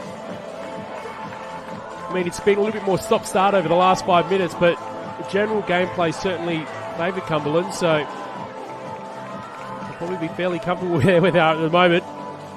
There we go, we've got a proud sibling watching on today. That's Jade Labasso, brother of Daniel. Great piece of play between Remington and Wellington there. Remington popping up there to score his second for the night. He scored his first in the 20th minute. And that was what gave Cumberland the 1-0 lead. Nicholas Harper's pulled one back for Cobras in the 29th minute. And it was 1-1 at half time. Augustus Williams scoring in the 50th minute to give Cobras a 2-1 lead, but parity has been restored. Cumberland are back on the board. And it's 2-2 here. 60th minute. Hugo Remington scoring his 4th cup goal. He scored 4 cup goals this year, but only 1 goal in the league, Simon. We're just about to hit that 60-minute mark, which means it's going to be halfway if we're going all the way to 120 tonight. We do need to get a result, and if it comes to pens, so be it.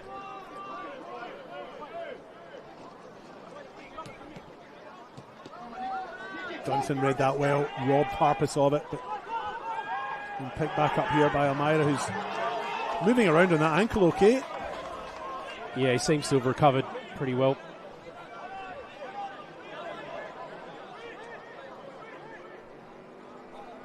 Throw-in has been taken by Boris Glushkov. He goes back to Quiche, and Quiche in turn feeds it across to Chris Ashwood. And Cobras explore options down the left-hand side. That one's gone off. Cumberland player. Throw-in to be taken by Bradley Viet on that far side for Cobras. Antonio tries to find space where there doesn't seem to be any. He does win the throw.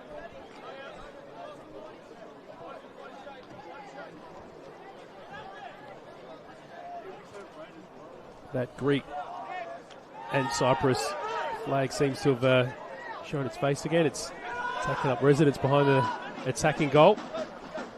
Trying to spur Cobras on to get their nose back ahead. Diamond Min can't bring it down. Augustus Williams ends up with this for Cobras. Makes his way forward, checks to his left, feeds it across the face, finds Antonio. He doesn't fancy it and opts to go back to Andreas Pane. Harpus, nice little touch, sets up Williams. Doesn't get the touch that was required, and that one rolls out of play. I was about to make the comment about how nice he is on the ball when he gets a little bit of space, and just as I was thinking that, he had plenty of it there. Perfect opportunity for him to exploit, and just heavy with that first touch and nothing he could do to recover. That's it. First touch did let him down on that occasion, but when they get the ball and they come forward, they look dangerous. Goal kick taken, launched forward there by Sprout, the goalkeeper.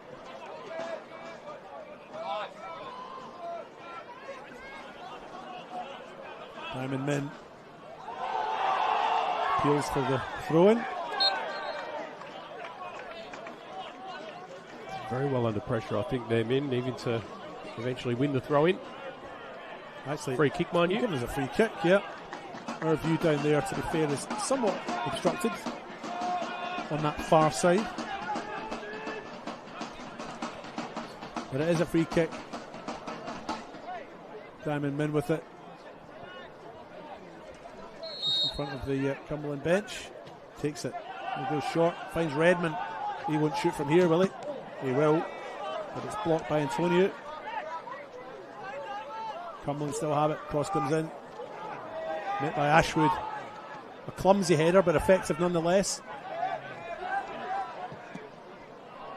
And the final shot from Diamond Min isn't something to write home about, to be honest.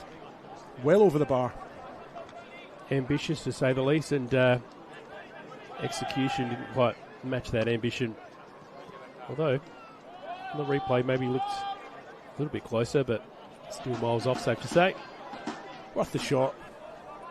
Well, sometimes we criticise players for waiting too long when they should have fired it off, so I know when he sees a potential opportunity and goes for it, we can't be too critical of that either, can we? No, if he'd taken it forward, we'd go, why is he not shooting? Is he afraid to shoot? Can't please us spectators, can you? It's true. You're the disenfranchised and disgruntled lot sometimes, aren't we, Simon? But I think it was probably worth the effort. It was fairly congested going forward, you know. Why not have a ping? Although it would have required a fair effort to beat the goalkeeper from that distance, and especially a goalkeeper with Bogdanovic's stature and expertise. Pane heads that one on. That's met by Dunton, who boots it up to Mint. Well controlled by the youngster. Cuts inside, looks to try and beat Williams. Cobras are there in numbers, 5 of them surrounding him. In that transition period, they immediately try to retrieve the ball, get possession back. And they've done that successfully. Wellington goes inside. Milodonis now feeds it out wide to that far side. Thomas Scott picks it up. First time cross in the middle. Not by Milodonis, but he's put it a mile over the bar.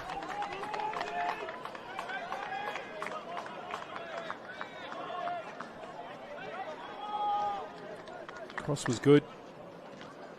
Hit the outside of the foot, perhaps.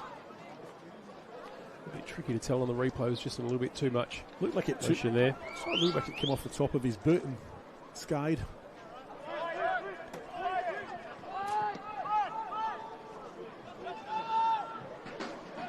Here's Anthony Cuccinau for Cobras.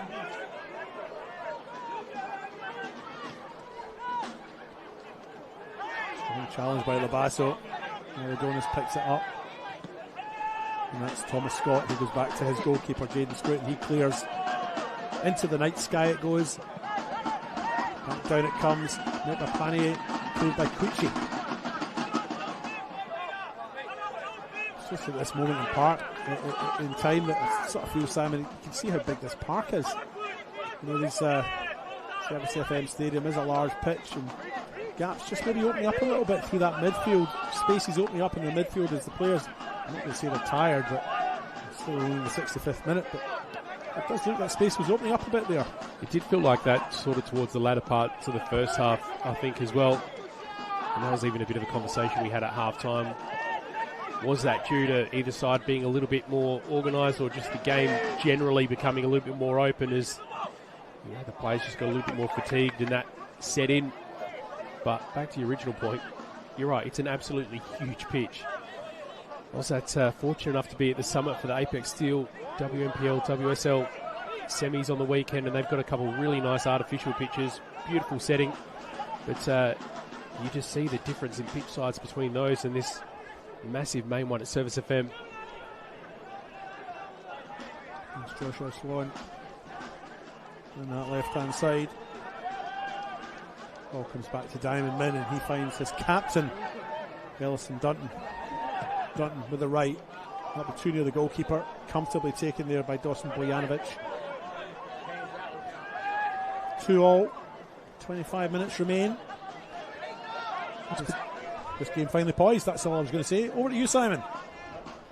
Well, the point I was going to make is if fatigue is setting in with a bigger pitch at this early stage, it may be a long night, because if it stays 2-2, it's going to go to the 2 periods of extra time.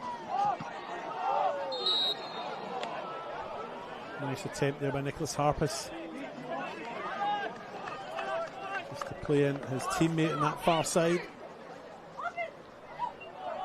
Offside again. The assistant there, Nick Elligan, raises his flag. So he's got gloves on tonight. He's the only person out there with gloves on, apart from the goalkeepers, of course. It's chilly up, probably would have been wearing gloves out there, in all fairness.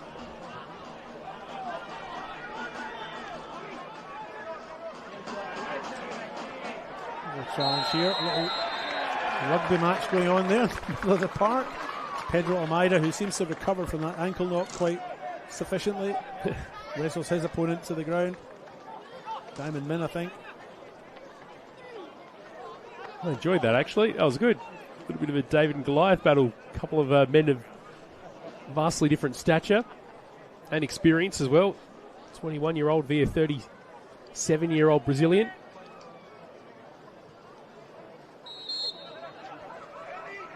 Here comes the resultant free kick. So it's a shot at goal. Has caught the keeper off guard, and Diamond Min has scored from nowhere. He's made it 3-2 for Cumberland. 69 minutes gone. Where did that one come from? Reminds me a little bit of the Harry Crawford one earlier this season. Diamond Min scores his second goal for the season. He's first in the cup to make it 3-2. Wow. Is all I can say to that. I'm looking forward to seeing that replay. Just so well taken. Looks like it just snuck in at that lower corner. And at a point of the match where it seemed to be a little bit sporadic in terms of the action, that could be a decisive action. I'll tell you what, Dawson Bojanovic could be kicking himself for conceding that one. It was a long way out. It really didn't have a lot of power as it came in. Bojanovic beaten, it's just clipped the inside of the post there. We can see in the replay it's a finely aimed free kick. And Bojanovic will be disappointed with himself. Well, that's the same player that had the crack from way out before, and we figured it took some audacity, the same sort of audacity it takes to give that one a try from the spot, and in the second instance it's paid off and they go up 3-2. There's Hugo Remington underneath this one now. Just 20 minutes remain in this tie. Remington to the byline, can't get his cross in. Solid challenge there by Hudson Wellington. But free kick has been given. 70 minutes gone in that One World LED and Sportal scoreboard. Two teams from the HPG Homes State League 1 battling it out here for a spot in the final of the South Australian Federation Cup. A match that doubles up as a qualifier for the Australia Cup round of 32. Here's Creechy.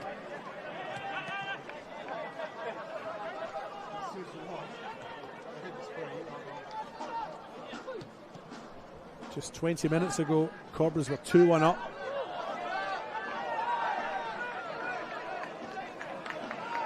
They now find themselves 3-2 down with 20 minutes remaining. And I think, Simon, there's probably another goal or two in this one.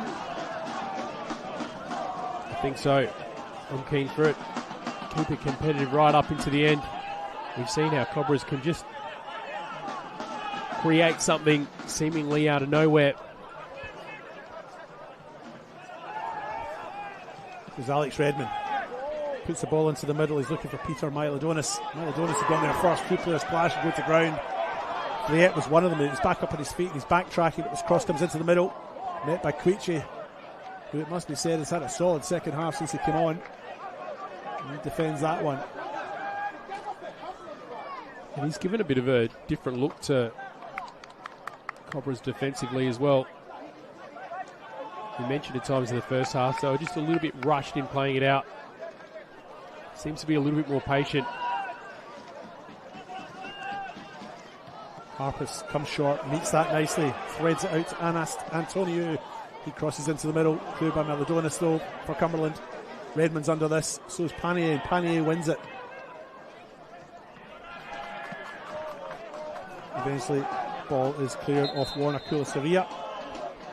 And now Cobras make a substitution. And it's Anast Antonio who'll be making way. And onto the pitch comes Jack Dawson, number 27 there.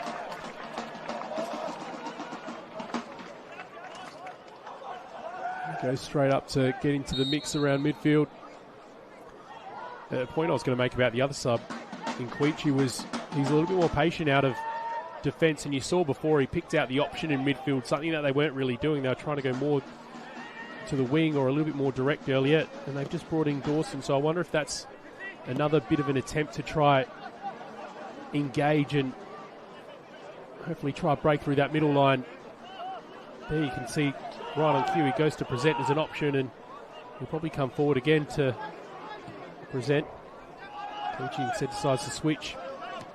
Picked up by Friette. He plays it back to Ashwood. Cobras just, I think, want to have possession. They just want to hold on to the ball right now. They have 17 minutes or so to salvage their Federation Cup dream. They won't do it with loss of possession like that. Diamond Min's going to ground. I think he's got a little bit of cramp. Creechy has the ball. He opts to do the sporting thing and see it out. Looks like Cumberland are just readying a substitution as well. I believe that will be Jack Yull calling the trainer. Notice Christian Vidicchio, our referee, was a little bit hesitant to blow the whistle before he eventually did. They have got the luxury at the moment to be able to use a little bit more time at the moment, Cumberland. Cumberland 3-2 up, 15 or so minutes to go. The substitution is made down here, Simon. I'll get you to tell me who that is, but just a recap of how Cumberland got to this point. Round 1, they were 4-2 winners over Northern Demons. Round 2, 5-0 winners over Mount Barker. Round 3, 6-0 winners over Noarlunga. And round 4, 1-0 winners over Adelaide City. Some impressive results there, including that NPL win over Adelaide City in the last round, which was the quarter-final. But yeah, substitution made, Simon. Who is it? Well, Jack Yull is the one that is coming on, and it looks like Simon Min's the one that was coming off. I'm not sure if he was initially the one that was going to be making way, because it seemed like he went to ground after Yull had already taken the bib off and was getting ready to go on, but that's the change. Will they now try to just hold that lead and slow things down a little bit, try to dictate the pace of this game a little bit more, or will they put their foot on the accelerator and try open up that lead a bit?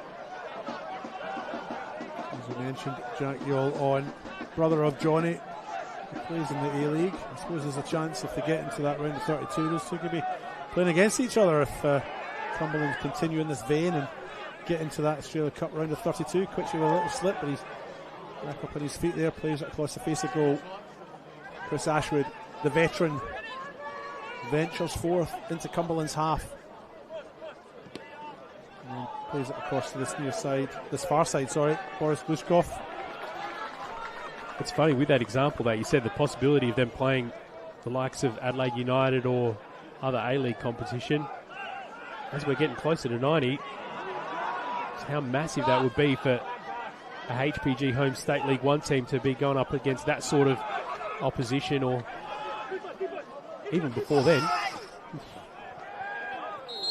Mr. Ashwood looked like he might have been caught out there by Hudson Wellington, but Wellington judged him fouled his opponent anyway. But you're right, it would be massive, wouldn't it? I mean, that's the great thing about the Australia Cup. We do get those upsets, we do get those minnows thrown into the deep end. Yeah. Little fish in the big sea and all that sort of stuff. And even to finish that thought as well, you know, just for the Federation Cup final, it's not all about the national stage. The chance to compete for one of the highest honours against teams the likes of FK Beograd and the RA8 MPLSA league leaders in West Torrens Bacalla. They're neighbours as well. They are, yes. In fact, West Torrens Bacalla's ground can't be more than sort of 3 kilometres away from these two as well. Yeah. Down in that sort of southwestern corner of the conurbation. And there seems to be a little bit of, I guess, players that go between those two clubs as well due to proximity. And tell you what, though, in a cup final, you know, a State League 1 side will get to the cup final. In my opinion, Simon, in a cup final, the status or the standard or the division or whatever that you're playing in, I think a lot of that goes out the window when it gets to a cup final, a one-off game, a big crowd. You know, Cumberland picked up here after a little slip there. I think it's Quitchy. Ball threaded through. Swan, he's just gone a little bit wide here, slows the ball up, and he loses out on it eventually. Quitchy's back there to a tone, and eventually it works out well for Cobras to get the throw in on that far side, just in front of the Cumberland substitutes. Just to finish that thought, I think you're right, and that division matters less and less, and we saw Cumberland get a big result to get here against an NPL powerhouse in Adelaide City. 1-0 is enough to get the job done. Some of the Cobras fans a little bit disappointed with that decision, but I'm sure they'll move on. Perceived to have been a trip there on their player. Cumberland have it. Jack Yule plays it out to Joshua Swan, and he in turn finds Warner Kulasaria. And in fact, Anik Warner Kulasaria, who's just received the ball now, has just gestured to the bench that he might be in a little bit of physical trouble. He looked like he almost requested a substitute, but he hobbled on his foot for a moment just before that as well, but they might have other troubles to deal with before then. Ball is broken out on that far side. Stephanopoulos with it.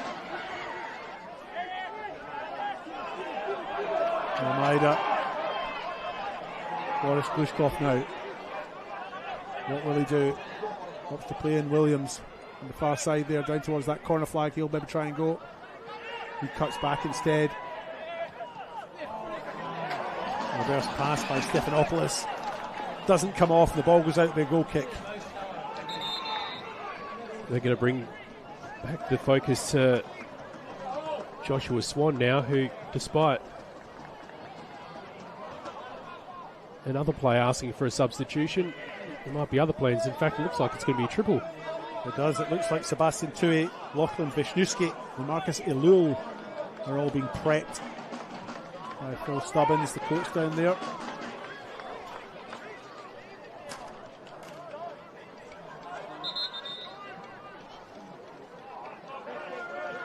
Cumberland players, for some reason, in no rush to leave the park. I wonder why that would be. Hugo Remington comes off. Joshua Swan looks like he's coming off as well. There's a substitution being made for Cobras as well.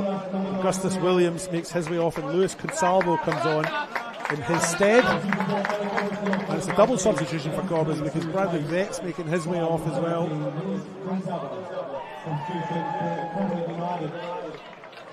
And he looks like he'll be replaced by Andrew Nicola. I'm glad you're keeping up with all this, because I'm struggling keeping up with all five. And it looked like even at one stage, Hudson Wellington was going towards the bench. Then he got to shoot away. He's going to continue. There's just an awful lot going on there, Simon, but I think they managed it. It looks like there's another one. There's another Cumberland player down there. Actually, it's Lachlan Wisniewski. He just hasn't made his way on yet because he's waiting patiently for Anik Warner-Kulasaria to come off now. To be fair to Warner-Kulasaria, he is carrying a re-injury. Yeah, well, he's hobbling off.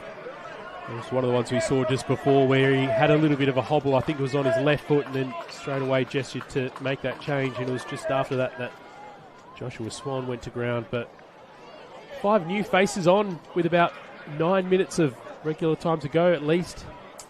Would imagine that has the potential to change the complexion of things. I would imagine there's a little bit of extra time after this. We have had 3 goals in the second half, and we have had a couple of stops as well for injuries, so I think there might be a little bit of time added on.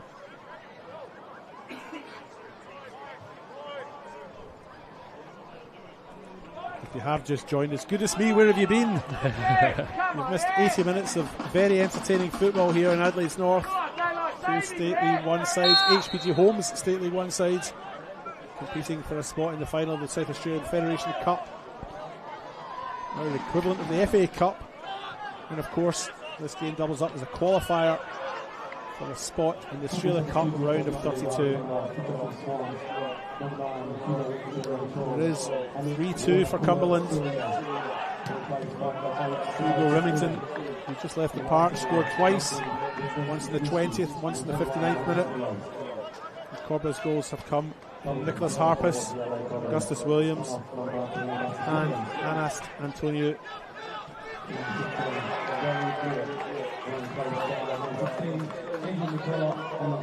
My mistake.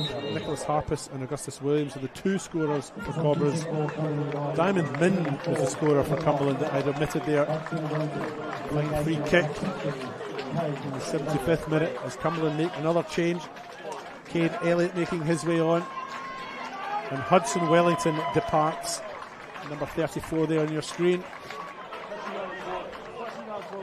Comes off the park. He's congratulated for his performance by coach Phil Stubbins there. Cumberland 3-2 up. 7 or so minutes remain.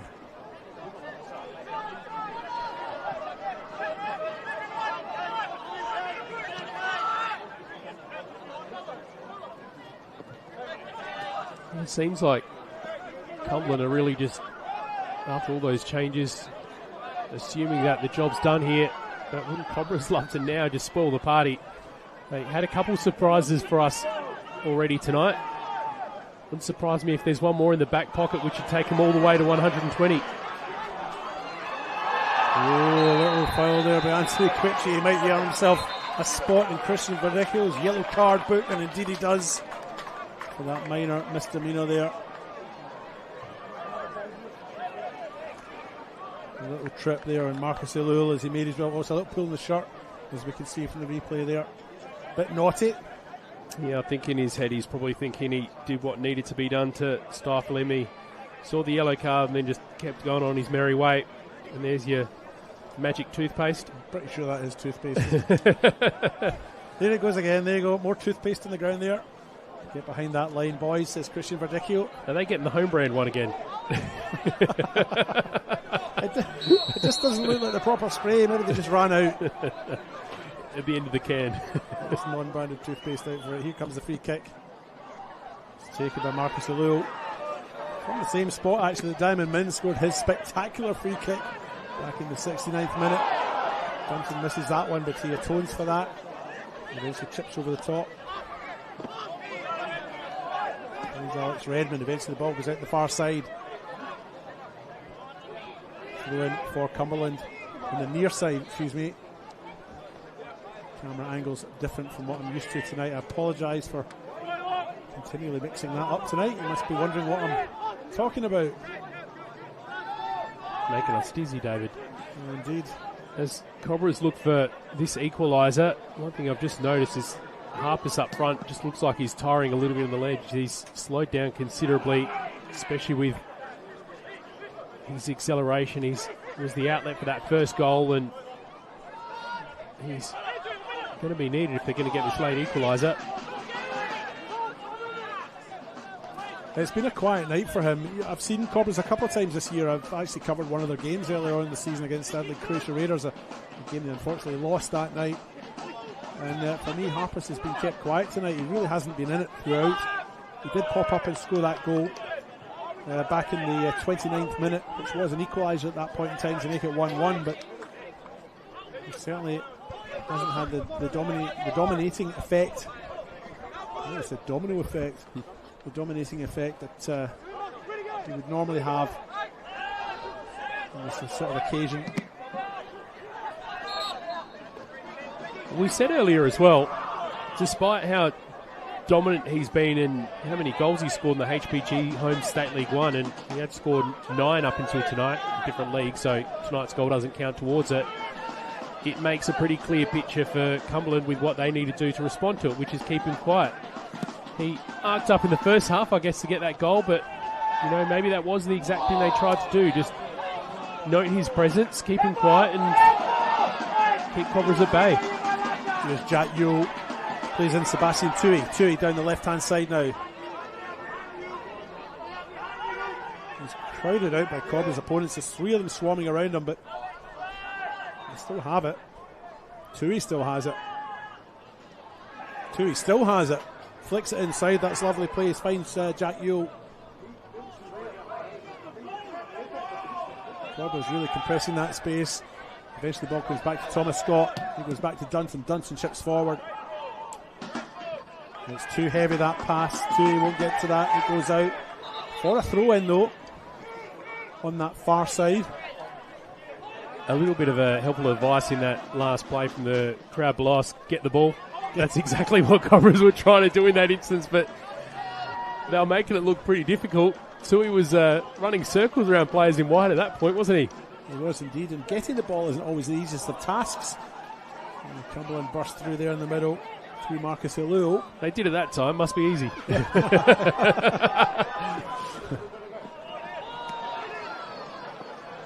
was getting the ball and was giving it away, and that's what Cobras were guilty of there. They've given it to Cumberland. Cumberland say thanks very much, we'll make our way forward with this. Tui has it now, finds Redmond, and he in turn finds Scott. There's Jack Yule now on this near side. Can't get past Dushkov, and it goes out for a throw-in.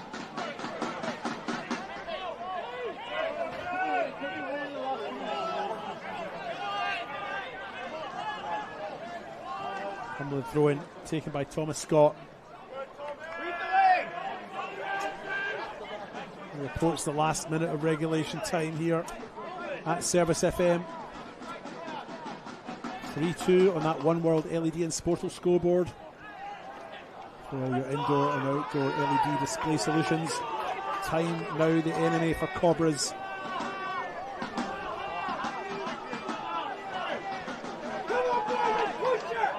They led this tie at one stage. They were 2-1 up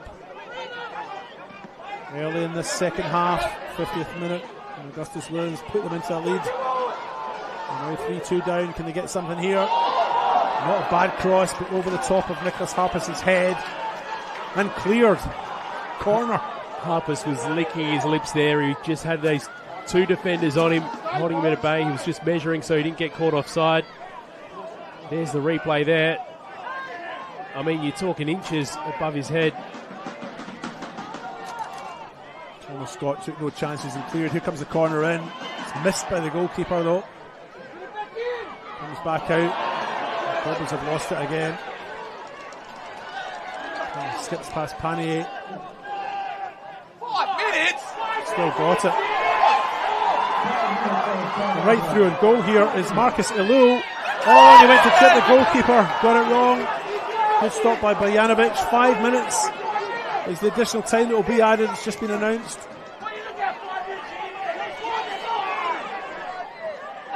Some of the crowd a little upset with that. Hope the microphones haven't picked up that language. 5 minutes it is anyway. time enough for Cobras to get something back here.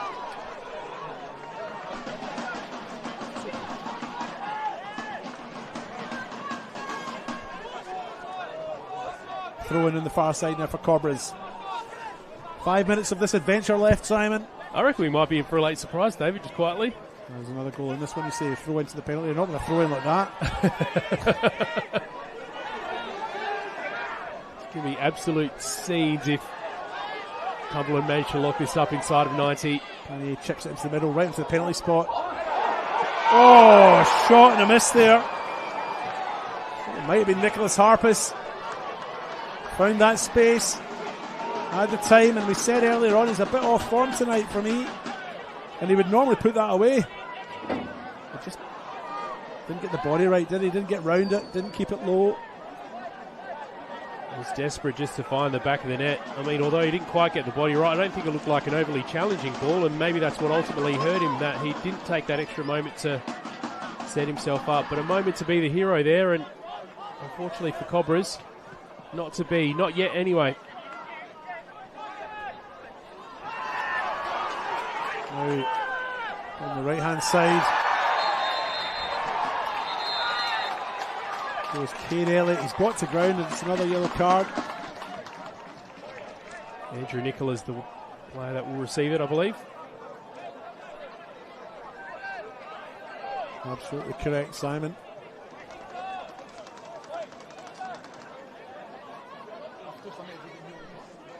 Free kick for Cumberland. They're probably about 3 yards from the edge of the penalty box. Well, we saw what happened last free kick for Cumberland, didn't we? That's true. Diamond Min scored from the same sort of distance, actually, but not from that side. He was over on the far side. He was. Took a good free kick to score from here, though, and instead the ball has gone out to Lachlan Wisniewski. And indeed, he goes out off Wisniewski, and a throw in for Cobras on that far side. 93rd minute now. Yeah, a little bit different level of urgency shown by Cumberland in that instance. Creechy tries to play in the overlapping run, and Stephanopoulos, but it didn't get to him.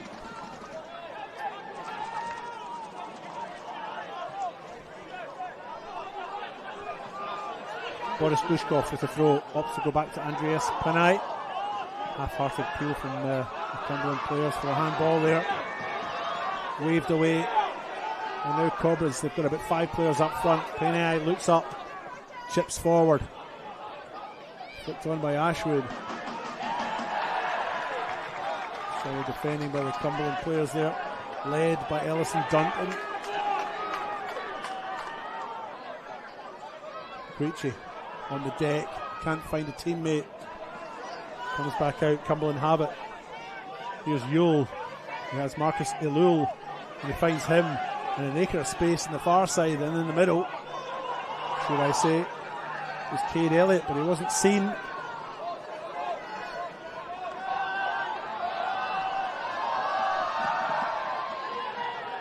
And he goes long. Tui wins that one. And Adonis heads forward. Another one for this time Pedro Almeida to chase. Into the last half minute or so. Slipping away now from Cobras. It's increasingly looking like it'll be a Cumberland win tonight in regulation time. Didn't need the 120. Won't need penalties.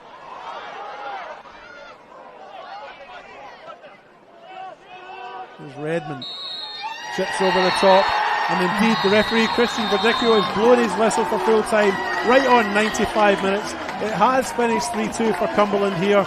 They did open the scoring in the 20th minute with Hugo Remington, went 1-0 up. Or Nicholas Harpus pulled one back in the 29th minute. That was it, 1-1 at half time. Second half, Augustus Williams popped up in the 50th minute to give the Cobras a 2-1 lead. For Hugo Remington, levelled scores, restored parity in the 59th minute, making it 2-all. And then Diamond Min with one of those free kicks that he'll never forget for sure. in the 69th minute to give Cumberland United the 3-2 win. Simon, your thoughts? Well, I think Cumberland understood the assignment tonight. Defensively, they dealt with Harpers for the most part. He got that goal to equalise earlier on, but the later parts they kept him subdued and limited their opportunities in the second half as well. Again, aside from that one from Augustus Williams, but overall very effective. They controlled the game from the outset. I think plenty more opportunities in the first half. Maybe the scoreline could have been a little bit more dramatic had they taken advantage of all that ball they had outside the 18-yard box in the first. But I think it reflects the level of domination they had on this game. Absolutely. Solid win for them. Cumberland last in a final in 2009 when they played Campbelltown City. They won that one 5-4 on penalties after it was nothing each at full time. So into their first final in 17 years, a long time for them. Pretty incredible. Looks like the flag there is getting ready to be presented.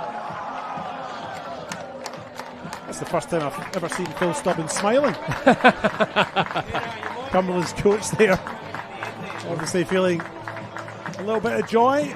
They've achieved that this year, and they are into the Australia Cup round of 32, as that flag says. That one will get hung up in the club rooms. And a proud moment for the club.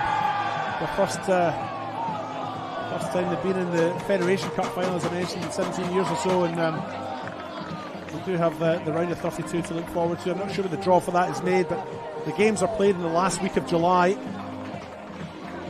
and that's when they'll face potentially an A-League opponent. Well, that's in the round of 32. Actually, we'll come back to that.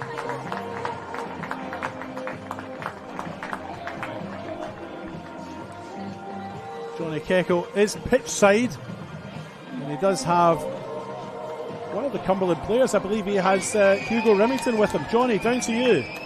I am down here on the pitch side with Hugo Remington. He scored 2 goals tonight. Helped Cumberland get the win. You're on your way to the Australia Cup round of 32. How's that feel, mate? Has it sunk in yet? Not really. What a fan base.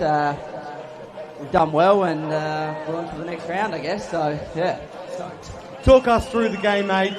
2 goals in this game, very important. But to win it here today, you're only the second state league team in South Australia to represent the state in the Australia Cup round of 32, alongside Modbury Jets, who did it a few years ago. But how's that feel to be a part of that history and now take this to the next level? Oh, it feels great. Phil, all the boys, we've worked so hard for it, so we just want to keep going and on to the next round. Not only that, now you've got a Federation Cup final on the way as well. You might be meeting one of the opponents from next week, who is West Orange Bacala or FK Belgrade, one of the 2 NPL sides. So how are you guys looking forward to that accomplishment? Obviously you want to take this in first, but that's also another trophy you could be lifting. That's right. We'll celebrate well tonight and then get back and focus and go again. Any plans for celebrations tonight? You going to go hit the town or back to the club rooms? We'll pop the champagne bottles, but we'll go from there. It's a school night. Go back in there, go celebrate, and congratulations once again. Easy, cheers. Johnny Keggel there with Cumberland's goal scorer tonight, Hugo Remington. Put in a good performance. Would you have him in your top 3 out there tonight, Simon? I'm going to put you in the spot here and sort of suggest that Remington was one of the better players out there today. Absolutely. Don't have to think about that too much from the outset. He had a huge impact. His energy, I think, was one of the things that sort of helped them dominate off the outset against Cobras. So, yeah, absolutely, he's in that conversation with best players. Well, I understand Johnny Keckle has got Cumberland's coach Phil Stubbins with him down there. Johnny, down to you again. I am down here with Phil Stubbins, the head coach of Cumberland United. Phil, you must be entirely proud of your side to get the job done and make their way to the Australia Cup round of 32. Yeah, unbelievable. It's been a fantastic journey to this point. I think all the praise goes to the boys tonight. We had a tough game at Atletico at the weekend and we're beaten deservedly so, but we've come here tonight and again in a big game. The boys have turned up and as you've seen tonight, I think we deserve to win tonight. Tell us about that group you got there. The boys, they fought hard tonight in this game, and on the ladder you're in the lower half of the State League 1 at the moment, but still can make finals. But to do this now, you're in a cup final, you're on the national stage now for a State League team, and only the second one in the state's history. Well, that's a good little record and a good bit of statistics there that you've given us. Look, we've got a young group. I think you can see the profile of the team that we've got is quite young. I think we'll get a hell of a lot out of the game tonight. We are where we are on the ladder in the league itself, but it's a strong competitive league. But we're enjoying it, and I think we're growing as we go. And personally for yourself, you've coached on the national stage, you've coached in the A-League, now you're coaching here at Cumberland, but how do you think that's going to benefit you now with these boys? You know what it's like coming up, if you do come up against an A-League side, but for you personally, this will be your first time in the Australia Cup as a head coach. Yeah, there's been a few cup competitions throughout time for myself, but this one's no different to any other. Any victory is a good victory, and we'll certainly enjoy the night, and I'm sure the boys will be happy. So a good night all round for us. Better let you go because they might be in the change rooms right now. Hugo said they're going to pop the champagne, so I don't want you to miss out on any of it. Good on you, boys. Thanks very much. Bill Stubbins, thank you. Just a little quick recap of what we witnessed tonight. Full highlights here. These two HPG Homes State League 1 sides. Very evenly matched on the table, but the goals were opened in the 20th minute. Hugo Remington, the player that Johnny Kecko had just had a chat with there, opening the scoring in the 20th minute. And really through that first half, Cumberland may be the better of the two sides, but Nicholas Harpus threw on goal in the 29th minute. Pulled one back, made it 1-1, Simon. Yeah, by surprise a little bit. And it was 1-1 till half time, but both sides were at the chances. I felt after that equaliser went in, the momentum of the game maybe slowed a little bit, and we sort of dragged our heels to the half-time break, but Augustus Williams with a chance here in that second half. He was the player that put Cobras 2-1 up. That was in the 50th minute, and it's hard to believe that just 20 minutes later the Cobras were 2-1 down. I mean, I think Cumberland were probably the better of the two sides tonight. Cobras just took their chances when they were presented with them. This was the Cumberland equaliser between the twins, Hudson Wellington and Hugo Remington. They combined well. Remington put the ball away there to make it 2-2. Levelled the scores. And then, of course, we had, not long after that, this extraordinary free kick by Diamond Min, which will be a candidate for goal of the season, I'm sure. Struck it from a long way out, deceived Dawson Bojanic, and put his team, Cumberland, into a 3-2 lead. And at that point, there was 20 minutes remaining. Cumberland did have their chances to finish it off and put the game beyond doubt. Nicholas Harpus a little bit off his usual form tonight. Did have a chance as well to take us into the fantasy, if you like, of extra time and penalties, but it wasn't to be, Simon. As you can maybe take us through some of these match stats, young man. Yeah, we saw things actually look pretty even at half-time. Maybe the numbers a little bit lower, and it was more reflective of how much Cumberland United controlled the ball outside of the 18-yard box, but a little bit more on both sides. Going towards the end of the game, still only 3 shots on target for Cobras. I think especially late in that second half, things really start to dry up from. They just didn't have that energy. We saw Augustus Williams come on and just Harpus not having the effectiveness that he needed to have. But I think overall, between the cards given, the corners awarded to Cumberland United as well, it's all reflective of the fact that it spent a lot of time down there attacking ends. So well-earned win for Cumberland United, deservedly so, and they get to run it back on the weekend when they play each other again in the HPG Home State League 1 again. I mean, they've both got relegation to avoid. Probably means less immediate, I guess, consequences at the minute, though. Next week, of course, the second semi-final is upon us. West Torrens-Burculla, who were cup winners as West Torrens-Burculla in 1987 and runners-up in 1997, will take on FK Beograd, 5 times cup winners, 1980, 83, 93, 96 and 2005. That game will be played on Wednesday, the 17th of June. That's next Wednesday, 7:15 p.m. here at Service FM Stadium, Jeps Cross in Adelaide. Get your tickets, folks, for that match. Get down here and support it. it should be a cracker, shouldn't it, Simon? 2 top NPL sides. Yeah, as well as, I think on the topic of trying to play for that round of 32, FK Beograd narrowly missed out last year, and it was at the hand of Adelaide Croatia Raiders, their derby partner, I guess, and a team that weren't in that great form going into it. So I think they'll come in with wanting to prove something, and they're coming against the team that's top of the RAA NPLSA at the moment in West Torrens Bacala. Just so strong at the moment. They're firing in all cylinders. George Blackwood is in amazing form. Defensively, they're set up really well. And we'll be playing on the beach pitch here next Wednesday night, so it's one not to be missed. It is, and of course, it's not just a semi-final of our local Federation Cup here in South Australia. It is a qualifying final for the Han Australia Cup. The winner of that will play the winner of tonight's game, Cumberland United.